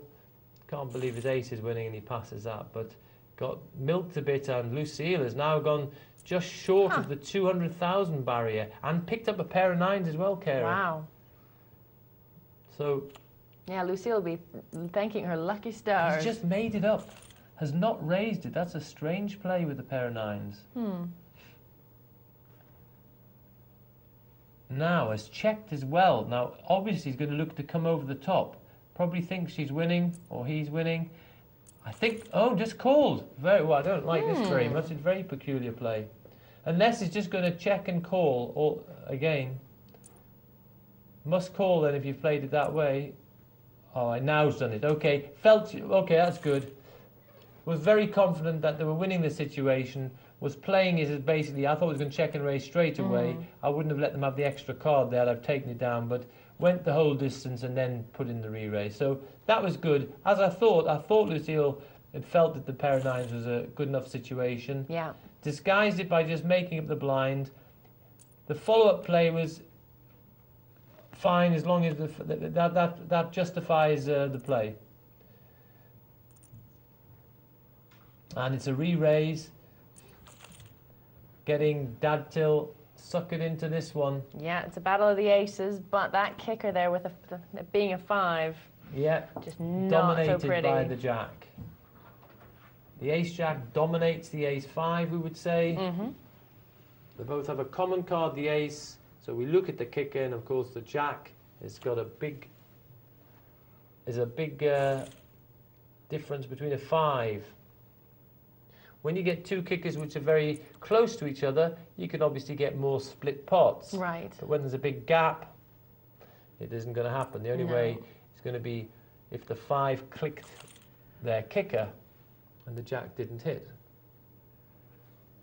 Wow, a pair of aces on the board. King, queen, jack. Oh, wow, so it's a straight for Lucille. Ace, king, queen, jack, 10. Now, Knocker's got to know, Yes. obviously. Knocker's thinking, I wonder if the board plays, if no one's got anything, but then can't risk it because hasn't got many chips. Lucille now 264,000 is marching on here. And now it's a battle of the stragglers at the moment here. Knocker against Dactyl, and Knocker's just made up the small blind and hit the top pair, which is quite nice. Got to believe that's winning, because just made up the small blind and Dadtil didn't do anything, didn't raise, so very confident the 8 is winning and bets it now and takes it down. Well, there'll be big blind on Dadtil. Yeah, they're running pretty closely, Dactyl and Knocker. Woof, pair of 7s all in. Ooh. Took it down. So you get anything at this point, and you want to make sure that you take those blinds. Well, that three-handed pair of 7s, it's very likely you've got the best hand.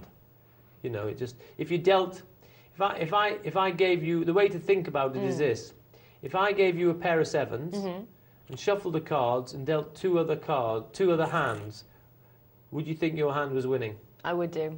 Yes, because against two other hands, it's likely to be winning. That's the way we should think about it. Right. So therefore, it's a good little sort of analogy, really, because we should think about that thing about dealing out two more hands. Then we should think about, well, what if we dealt out 3? Yeah. Well, what if we dealt out 4? Right. Well, and then we'd say, oh, well, hang on, I wouldn't like it now, because I think someone might overtake me by now. Okay. So that is a way that we can determine, according to how many players are at the table, what our judgment and decision should be. Okay, so you're getting a feel for how many hands must be against you before you start to feel a bit nervous. And I think one thing you can do is sit at home with a deck of cards, deal yourself a hand, and then just deal out 2 players against you. Yeah. Shuffle, deal, and just see what happens. And then, etc., etc. Just play around a little bit. I think that's a great idea, actually. I used to do that. This is so sad with backgammon. I would sit with my board at home and just play against yourself. Well, yeah, but also just do starting rolls and just see what I would do, just to really to cement in my head what the proper move would be for any sort of starting roll. Yeah, the start and roll and the reply, obviously, and then over and over and over again. Sad, yes, I know, but hey, it's a good way of getting it into your head. I think it is. I might have to sit down with a deck of cards now. Maybe someday I'll find some friends to play with me as well. Who knows? Look, if you buy enough crispy donuts, they'll all be round there. But Yeah, you've I'd got have to to share share. them. That's where you're going wrong. Oh, is that it? Yeah, that must be it, really. So with a pair of She's sevens, playing very tactically, actually. She's saved one mouthful. I have done as well. That's She's so saved sad. one mouthful of a chocolate crispy donut. I know, but And that's it's so perfect. It's just like it's a good mouthful size, but it's not too, Yeah. not rude size. It's just a nice size, but it's there, perched on the top of a little plastic box, just waiting to be devoured at the That's- right moment. no, because I'm not going to eat it. It's so that I can say I didn't actually eat 4 donuts tonight. Kara, please. I ate 3 Kara, and 3 Kara. quarters. Kara, I'm not going to eat it, please. It's going to die. It will. I'm not going to eat it. I'm not going to have eaten 4 donuts today. That would just be ridiculous. I feel sick just thinking about I it. personally don't think that little bit of donut has got any hope of survival. I have iron willpower. I think it would be eaten up and... Oh, go on then. Yeah, exactly. It's a shame to throw it away. Get a nice hot cup of coffee, a donut. Ooh, maybe a bit of a dip in the... Oh, no. See, now you're... Oh, stop it. Oof. Right. Now I have a question for you. Say with the pair of sevens, he went all in with the sevens so that nobody else would play against him. Sorry, okay, Yeah. fine. Just a re-raise from that till that's fine. Yeah, carry on. So it was a great hand as a starting hand, Yes. three-handed, but he didn't want anyone else to see the flop. Listen, because if you play it like a poker hand, what's the problem when you see the flop? The problem is it's likely to be overcards and Of you don't know where course. you are. Yeah, especially with pair So of your sevens. opponents could have hit all the overcards. Any card above a 7 could be a danger to you. True, yeah. So therefore, the pair of 7s, he prepared to say, listen, I think pre-flop, this is a winning hand. Okay, push. Now I don't have to make any playing decisions on the flop, on the turn, on the river. I just play it to the end, and I think this is going to be... I know mathematically that this hand is favoured against 2 big cards. Gotcha. So, okay, push to the end. So he takes away any chances of him making a mistake, a blunder. Because a blunder would be where someone pushed him off the hand when he Right. was winning. Gotcha, and he can't afford that. He can't afford that. He hasn't got see. enough chances, chips to be able to afford to Okay. make blunders. So it's a big, bold move, but... It's the a right safe, move. it's a bold move. In one way, it's Yeah. dangerous because if it goes wrong, he's dead. Yeah. In another way, it's safer because It takes it out of more his likely that hands. people will pass and give him the big blind, all the blinds, which is quite nice anyway. Right. Because all in's more likely to make them pass than Yeah. not. They're a different size bet. The next thing is it eradicates the chances of him making any playing mistakes, which could Okay. happen if he'd made a smaller bet and played it out. It's not good enough pair to play slow play.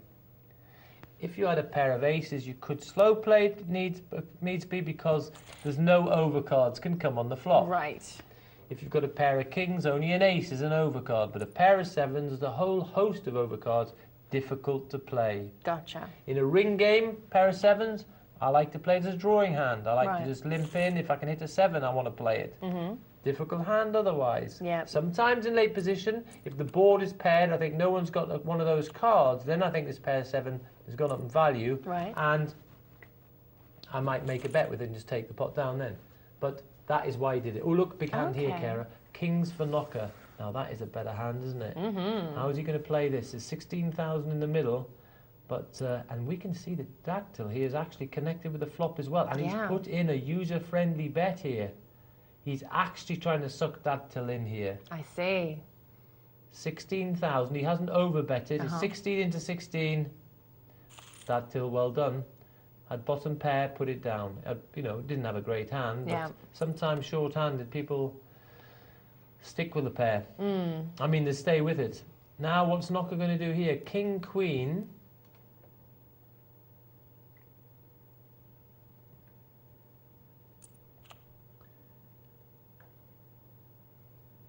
Calls and hits the king. Wow. Ooh. But no connection from Lucille. So Knocker will just take this one down. Lucille won't try anything chirpy here. In good chip shape.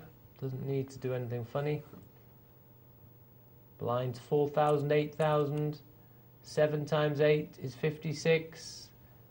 Beep, beep, Ooh. beep. Dad Till, warning time. Danger, danger, Will Robinson. That's right.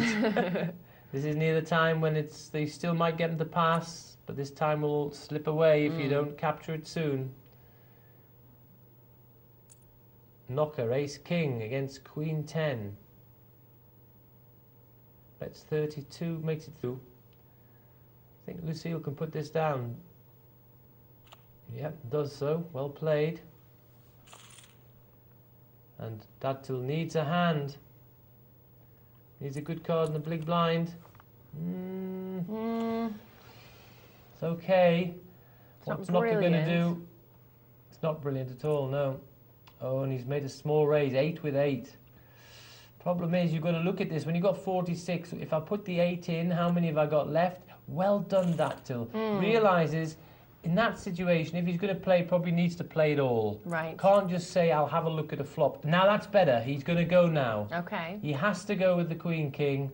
Whack it now. Get in there. Smack it, smack it. Yep. Okay, well done. It gives you time to find another one, but yeah. But notice the got back to 86. Yeah, done very well to do that.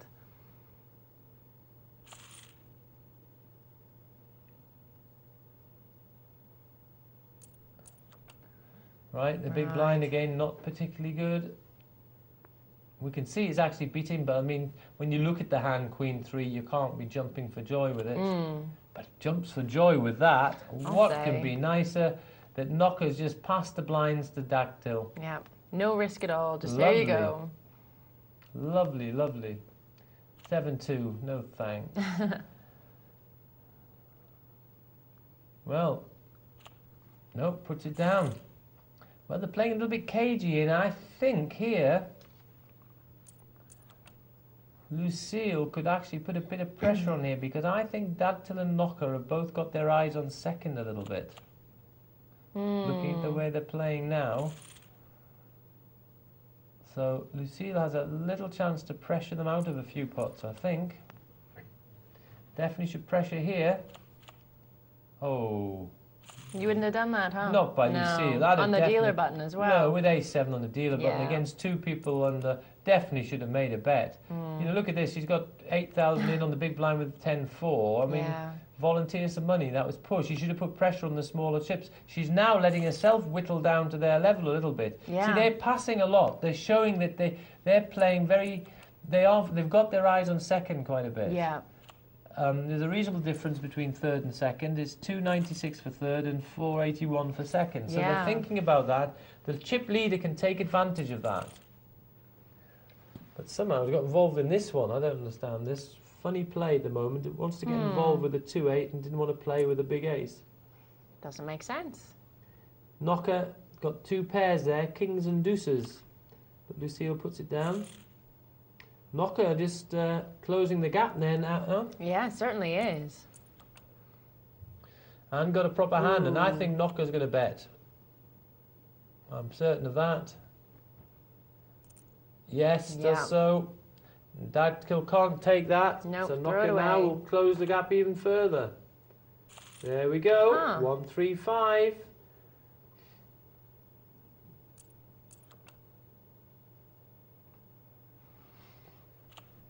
Right, interested to see if anything happens here. No, Dad Till's been very cautious, but I mean, it was a bad hand, but hasn't tried any funny moves. Not the most brilliant starting hands. What a horrible array. 10-2, 10-3, 10-5. Yeah. Amazing.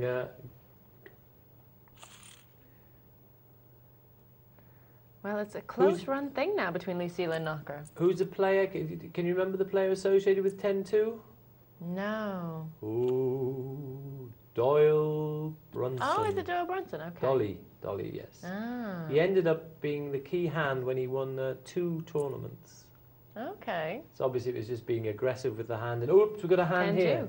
Oh, we Cowboys, King Kong.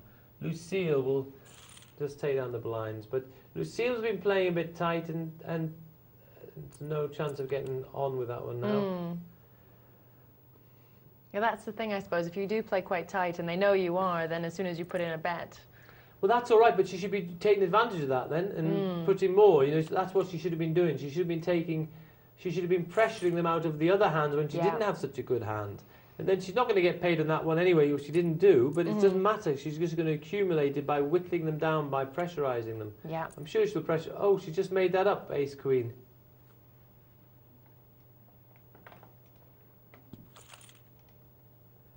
Right, she won't like that flop. King, king, 3. Knocker will put in a bet here, I think. Doesn't. Well, it'll be a check from Lucille. Knocker will bet and... Oh, no! Oh, first we've seen a little bit of something. Hard to believe that Knocker's not going to believe that 2 helped. That's the problem. The story didn't fit. Tried to represent maybe that slow played the king was probably in Lucille's mind, but the bet was a little bit feeble, and Knocker called it down with just a pair of 2s. So now it's overtaken Lucille. Yeah, we're seeing such a change in fortune. It's going back and forth in this last final table for the MTT. And Dadtil really getting down to the lower levels again now. Below the 7 big blinds. Not a great place to be. Not going to be feeling terribly comfortable and going to want to start building that stack up.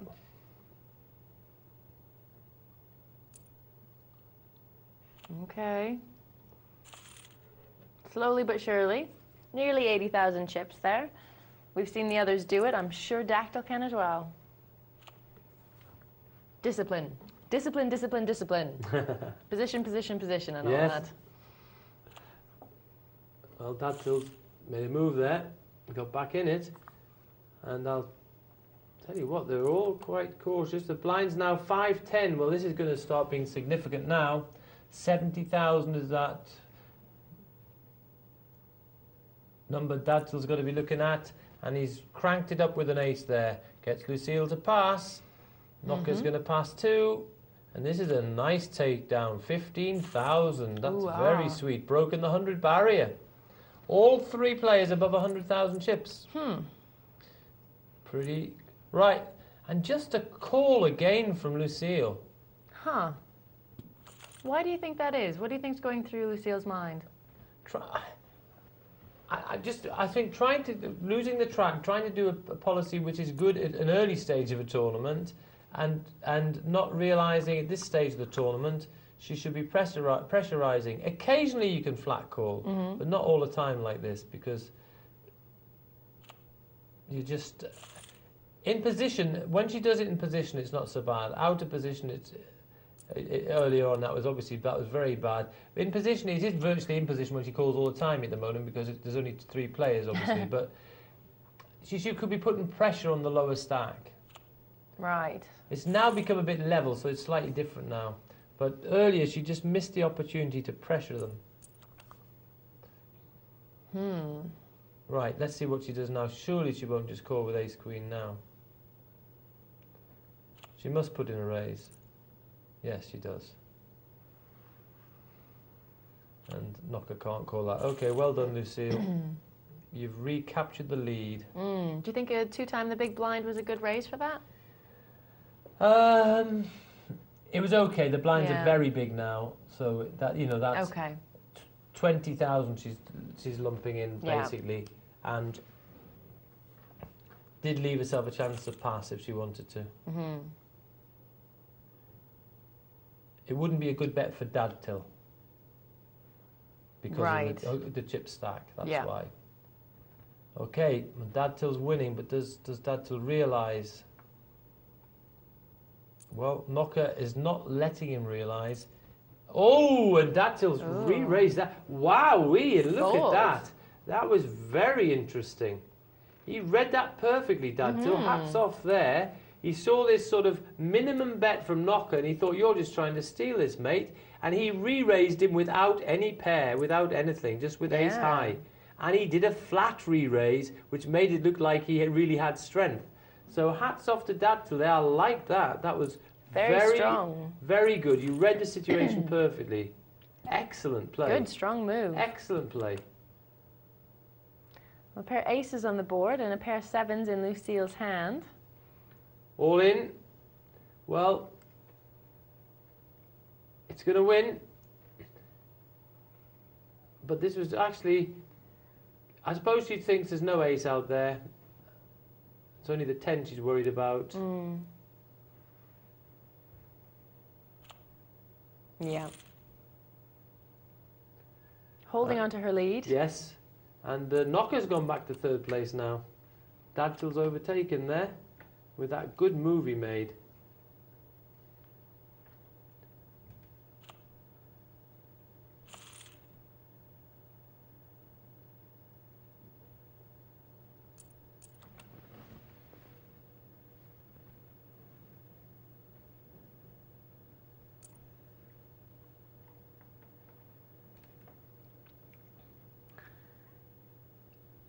Right, so we're down in the very final stages here of the multi-table tournament. Our last 3 players battling it out to see who's going to go out next, because as we've said, there's a big jump in money between all of these positions. Tell you what, it's tussling it out, I think. They really are. It's a tussle. They're just wrestling all over the floor here. Look at this. Huh. It's very even-handed here.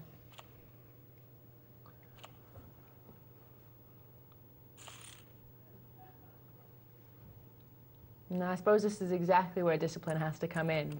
Well, yes, but it's not. But you've got to be aware. You've got to be looking for situations. You've got to be sensing when you can capture. They're playing pretty passively here. Right. You can tell there's a lot of passing of the small blinds. Right, Lucille, what are you going to do with Ace King? This has got to be a raise here. Got to be. Yeah, 10 with 10. Oh, Knocker's called. Uh-oh. This is good for Lucille. Very good for Lucille. I hope Knocker doesn't try anything, sometimes does. 40,000, Knocker's got to pass. No, yeah. Well, that's significant because it's knocked Knocker down to 85,000. Yeah. And looks like if there's an encounter here, no, he passes. So Knocker's got whittled down a bit more.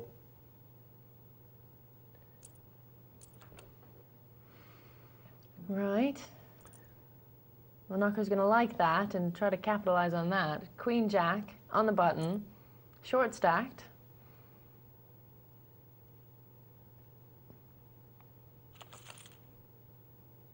Nine, 10, Jack, Queen. Up and down straight, backdoor flush. But Pair of 9s for Dadtil, Yeah. the proper hand, the made hand. And he's checked. And I think he's coming... He might. Is he checking it? Yes, he's going to come over the top. I thought he was. But he might come over the top, yeah. Yeah, that's a big Oops. pot. Well, he's got to call now anyway. Yeah. Oh, 3 9s and we've lost Ouch. the play. Wow, full house. Look at that. Oh. 3 9s, 2 aces on the river there. Made a full house for Dadtil, who's gone chip leader. And we're down to 2 players. There we are. He checked with the 9 on the flop. He thought Knocker might have a bet. It happened before. Yeah. He's trap-checked him twice now, Dadtil. He thought his 9 was good enough, came back over the top. Then Knocker put the rest of it in the next time. Of course, he calls 2 players. New 2 leader, players. Dadtil. He was nearly out before. The Yeah. 9s saved him before, and the 9s came back to reward him again. There's Nina from Pasadena. From Pasadena, you're dead right, you see? Yeah, he's going to be pretty pleased with Nina. See, if I keep on teaching you phrases every time we work together, you're going to end up with a lot of these buzzing around in your head. I know, but I'll be nicking all your catchphrases. It's terrible. Well, we can see that the update on the tournament is that we are down to 2 players. And the update on the crispy donut is that the mouthful is still survived so far. There's a little bit of coffee left, though, so... That's true. It's getting cold. I still think its life looks in danger. You could hear this big snapping, crunching noise Yeah. as the crispy case is devoured. It might just be. The hand has actually reached out for it a couple of times and retreated. See, now that is discipline. I've managed to withdraw. It looked like torture more than discipline. I know. I do want that last bit of the donut, but I don't want to have to say I've eaten 4 donuts today. You do want it. Look at it. I know. If I look at it, I can't even look at it. Please, just have one little look. No. If I look at it, I will want to eat it. It's just don't even wave it in front of my nose. Look at That's that. torture. No, I'm holding the box. I'm doing it's quite hygienically done. It's gone. I am eating the donut. There'll be no more commentary for Kara for at least, she's going to savour this one. He's gone. I knew he was going to die. He had no chance.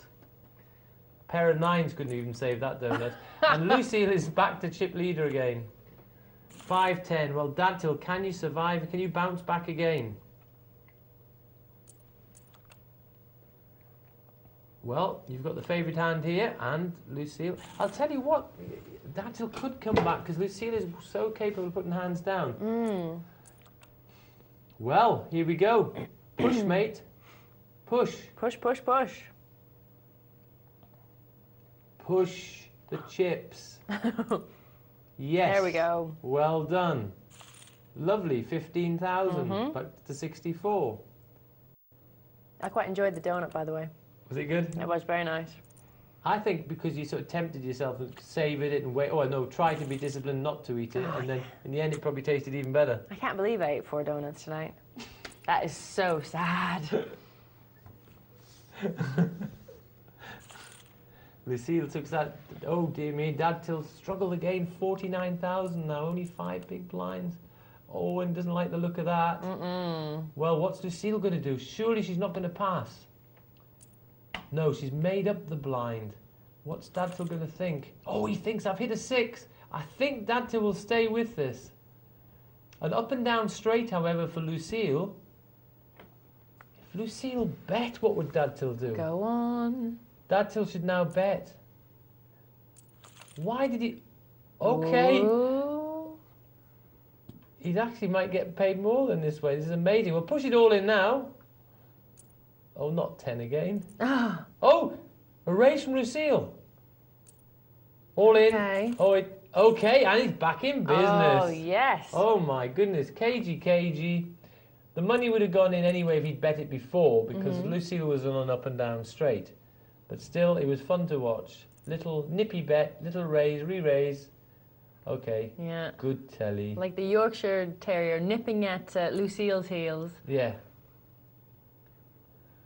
Ooh, all in by Lucille.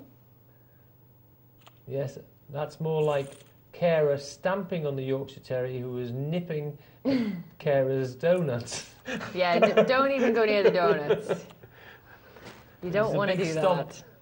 Bet that was from Kara. Get off. What's the Canadian say? Gear off. Oh yeah, get off. Someone say gear off. Hey? Get off, eh? Get off, you hoser, eh? Oops, big slick for Lucille. Yeah. And, well, smelt by Dadtil, put it down. Smelt that one a mile away.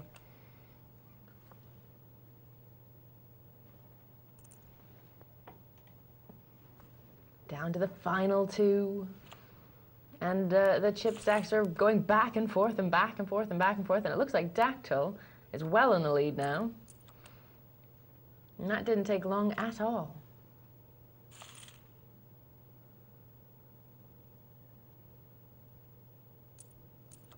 Oh, there we go. Some rubbish hands. But I guess heads up. Oops, all in from Ooh. Lucille. Well, this could 4-9. be Well, it. I We'll don't see. think he can't go Oh, with no. to do 4. Lucille suddenly changed gear. Yeah, she has done as well. Wow, sudden change of gear. Well done. So that Well tight image she's got for herself is going to pay off now, hopefully, if she uses it right. Well, she survived with it with some bad hands there, which is good.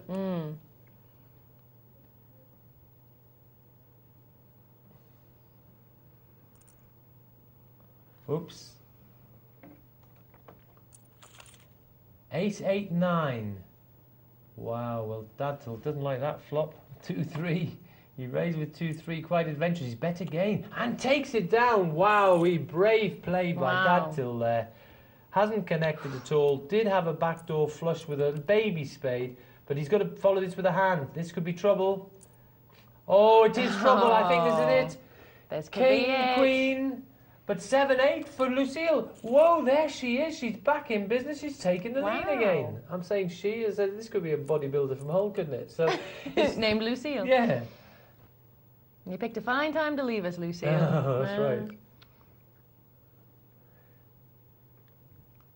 So he's striking fear into Dadtil. Mm-hmm. Could be Pterodactyl. Oh, no. God, a groaner. It was a groaner. Yeah, the hour gets later and the puns get worse. Although I do like a good pun. 2 pairs. And Lucille. Interesting final, though. Yeah, very much so. And some changes of style from the pair of them now, to give them credit. Adjusting to the play. Blind 6-12. Dadtil's getting near getting to danger zone. And has... Oh, pops in a 12 bet and takes it down with 12. Now, fortune can change so quickly at this stage, can't it? Because they do seem to be going up and down and up and down. I hope Dadtil doesn't try anything here. Could be in trouble because Lucille would have played that one.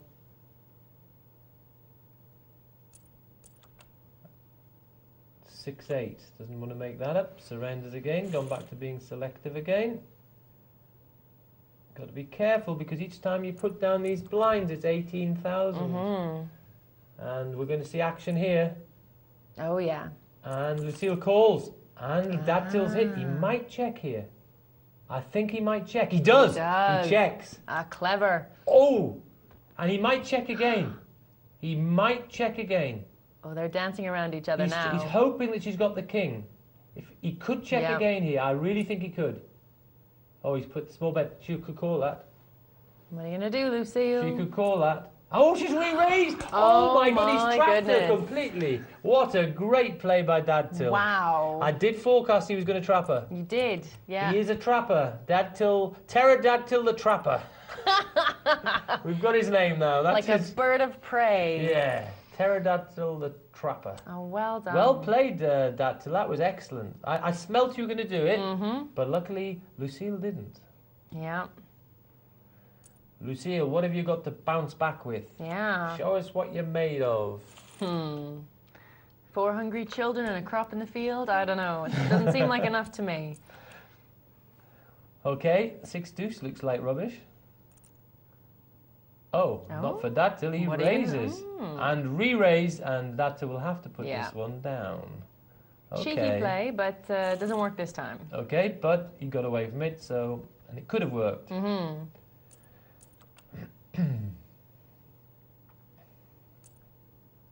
Oh, Lucille's changed gears again. No mucking around. The one who didn't want to bet before now says, go on then, wallop. Yeah. Well played.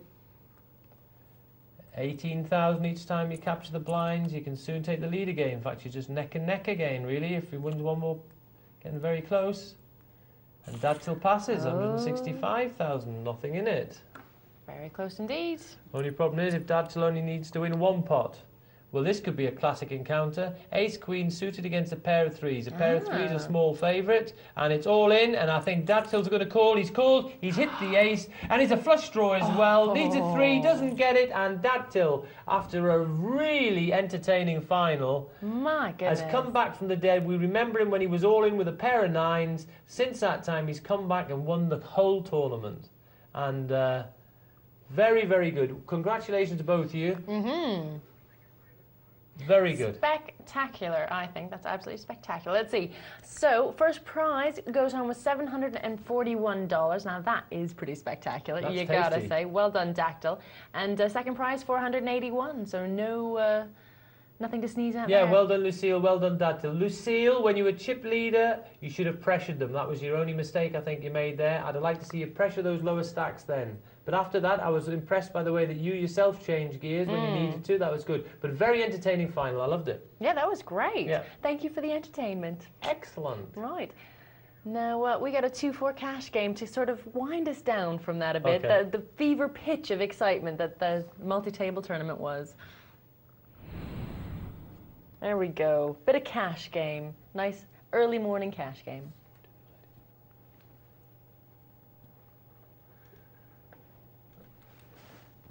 Here we go, 2-4. We've got tragic. Oh, look at Tragic Trev. There's no Tragic Trev here. He's got $1,337.80. That's real money, folks. And you can only buy him for $400. And last we saw him, he had about 600. He's done really well, hasn't he? Get in, Tragic Trev. Brilliant. Well done, mate. Well done. Well done. Right, well, we've been talking about position and the power position here, so I'm going to read you an email from Colin. Okay. Bit of a question for you. Right, he says, "Hi guys, great show as always. The hardest thing for me is having queen, queen, 10 seated with a raise and re-raise in front of me. I always want to go all in, but I think I should probably fold. Also in this position, should you let king, king go?" So the hardest thing, having 2 queens at a 10-seater table with a raise and a re-raise in front. What do you think? Yes, it is a very difficult problem, this, because the thing is, you've got to act on this, and the original raiser has still got to act after you. And if he has got a monster hand, of course he's re-raising, and of course this hand is definitely better than a pair of queens, because this hand, more times than not, on the third re-raise, it's almost, well, far more than 50% of the time it's aces. And if you're a solid player, then it's even more likely to be aces. So it is a very dodgy situation. The problem is, you know what sort of hands are out there probably on the re-raise. The best you can hope for is probably ace-king, I would think, where you're a small favourite. Plus, you've still got the problem of the guy behind you. You're sort of squeezed. You're squeezed out of the situation. It's very much down to if you know the players as well. So if you do, if they're loose players, well then you can play. But if they are very solid players, I'm afraid to say that you're probably best just putting this down, because you won't know where you are. Well, or even if you commit, or you've got to commit basically. If you're going to play, then you might as well just push it all away, because you'll be frightened of every ace and king on the flop anyway. But it's very much if you know the players. If they're solid players, you've got to put it down, I think, because it's a re-raise and there's someone still to act who might be re-raising again. So, or just even calling. If you just re-raise, you might have the better hand. So, with the kings, oh dear, this is very, very much down. It's in the same situation. It's just down the players. You have to know the players. It's a tough one to put down, the kings. The queens, I think, is definitely a put down though. There you go. Right there. There you have it. We're going back to our 2-4 cash game for the last bit of this show.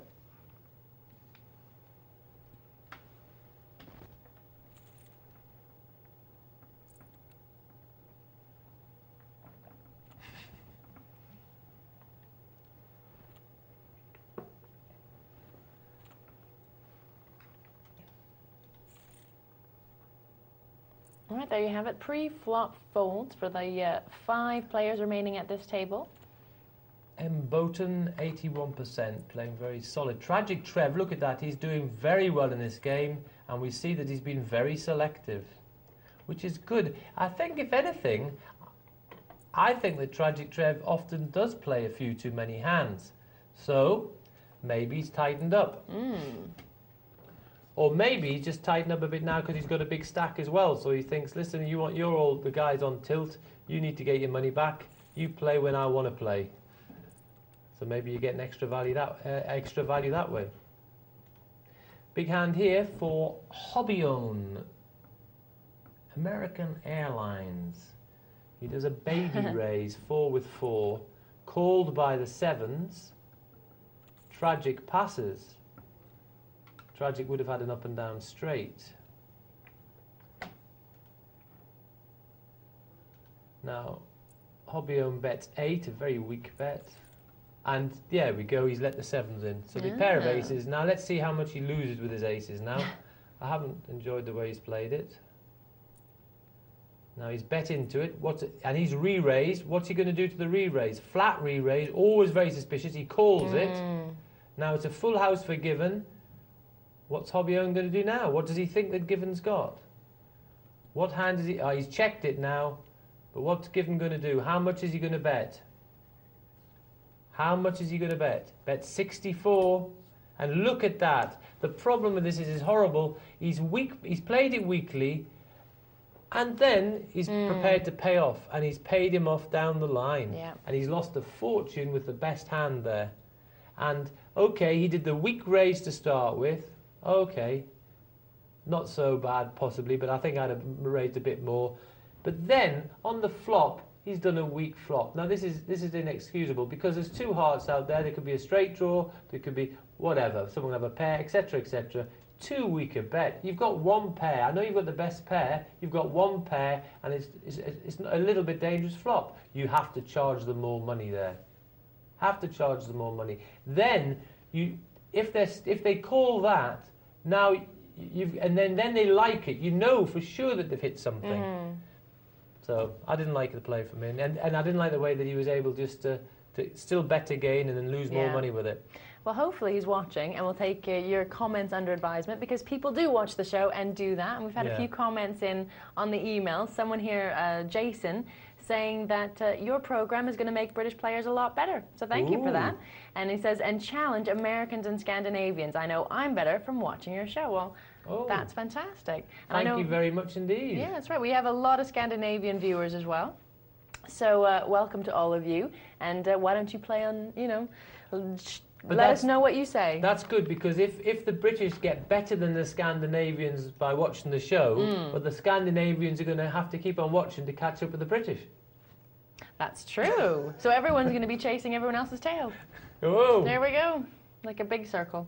Right, we have a few other emails here as well. This one is, it's a bit of a cheeky one, I think. It says, hi guys and lovely girl. Oh, lovely girl. No, I think that's probably me, not you. I think it is you, yeah, yes. you and your suit, you're a bit dapper for being a lovely girl.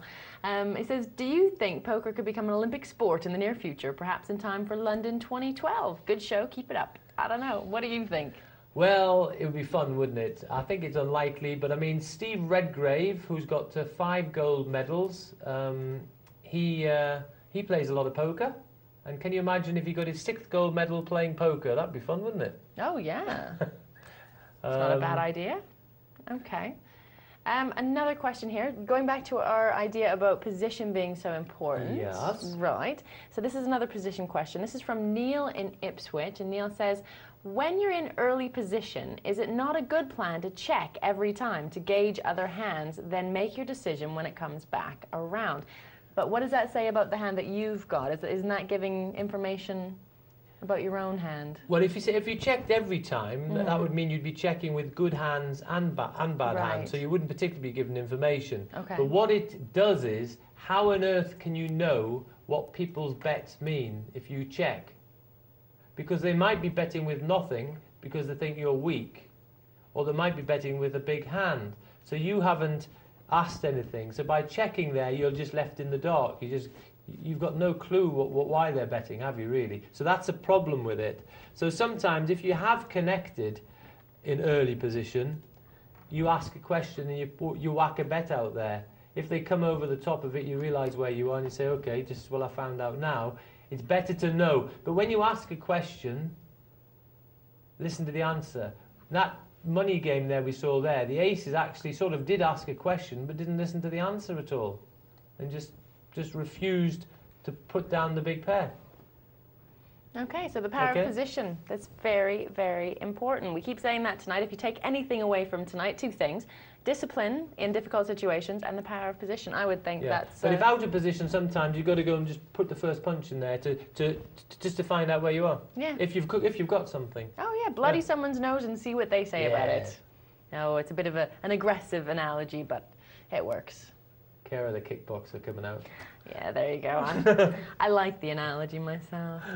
Okay, we have another email here. Now this one is from Julian. Julian says, evening all. I find it so hard to lay down an ace-king or an ace-ace. Now, this is something that we've heard a few times tonight. Even when I can see a flush or a straight draw forming, I'll raise pre-flop, but there's always a caller who's prepared to take the gut shot. And I lose so many times in this situation. Well, I'm going to go on and on about it. In No Limit Hold'em, you have to be able to put a hand down. And we must not be terrified of putting down a winning hand, because to pass loads of losing hands, you will put down some winning hands. They'll have bluffed you off it, you'll have misread it. Don't worry about it, because in the whole package of hands you've passed, there'll be so many hands where you were losing, you've saved loads of money, and the whole package, it will be profitable to be passing in these situations where you feel that you're definitely on the wrong side of it. You're not going to be 100% right, you can't be. Don't worry about it. The package, the basket of decisions will be saving you a fortune. Okay. How about you? Do you ever get to the position when you're playing, say even on the poker tour, the cruise that you were just doing, where you find yourself not following your own advice, where you get caught up in the game?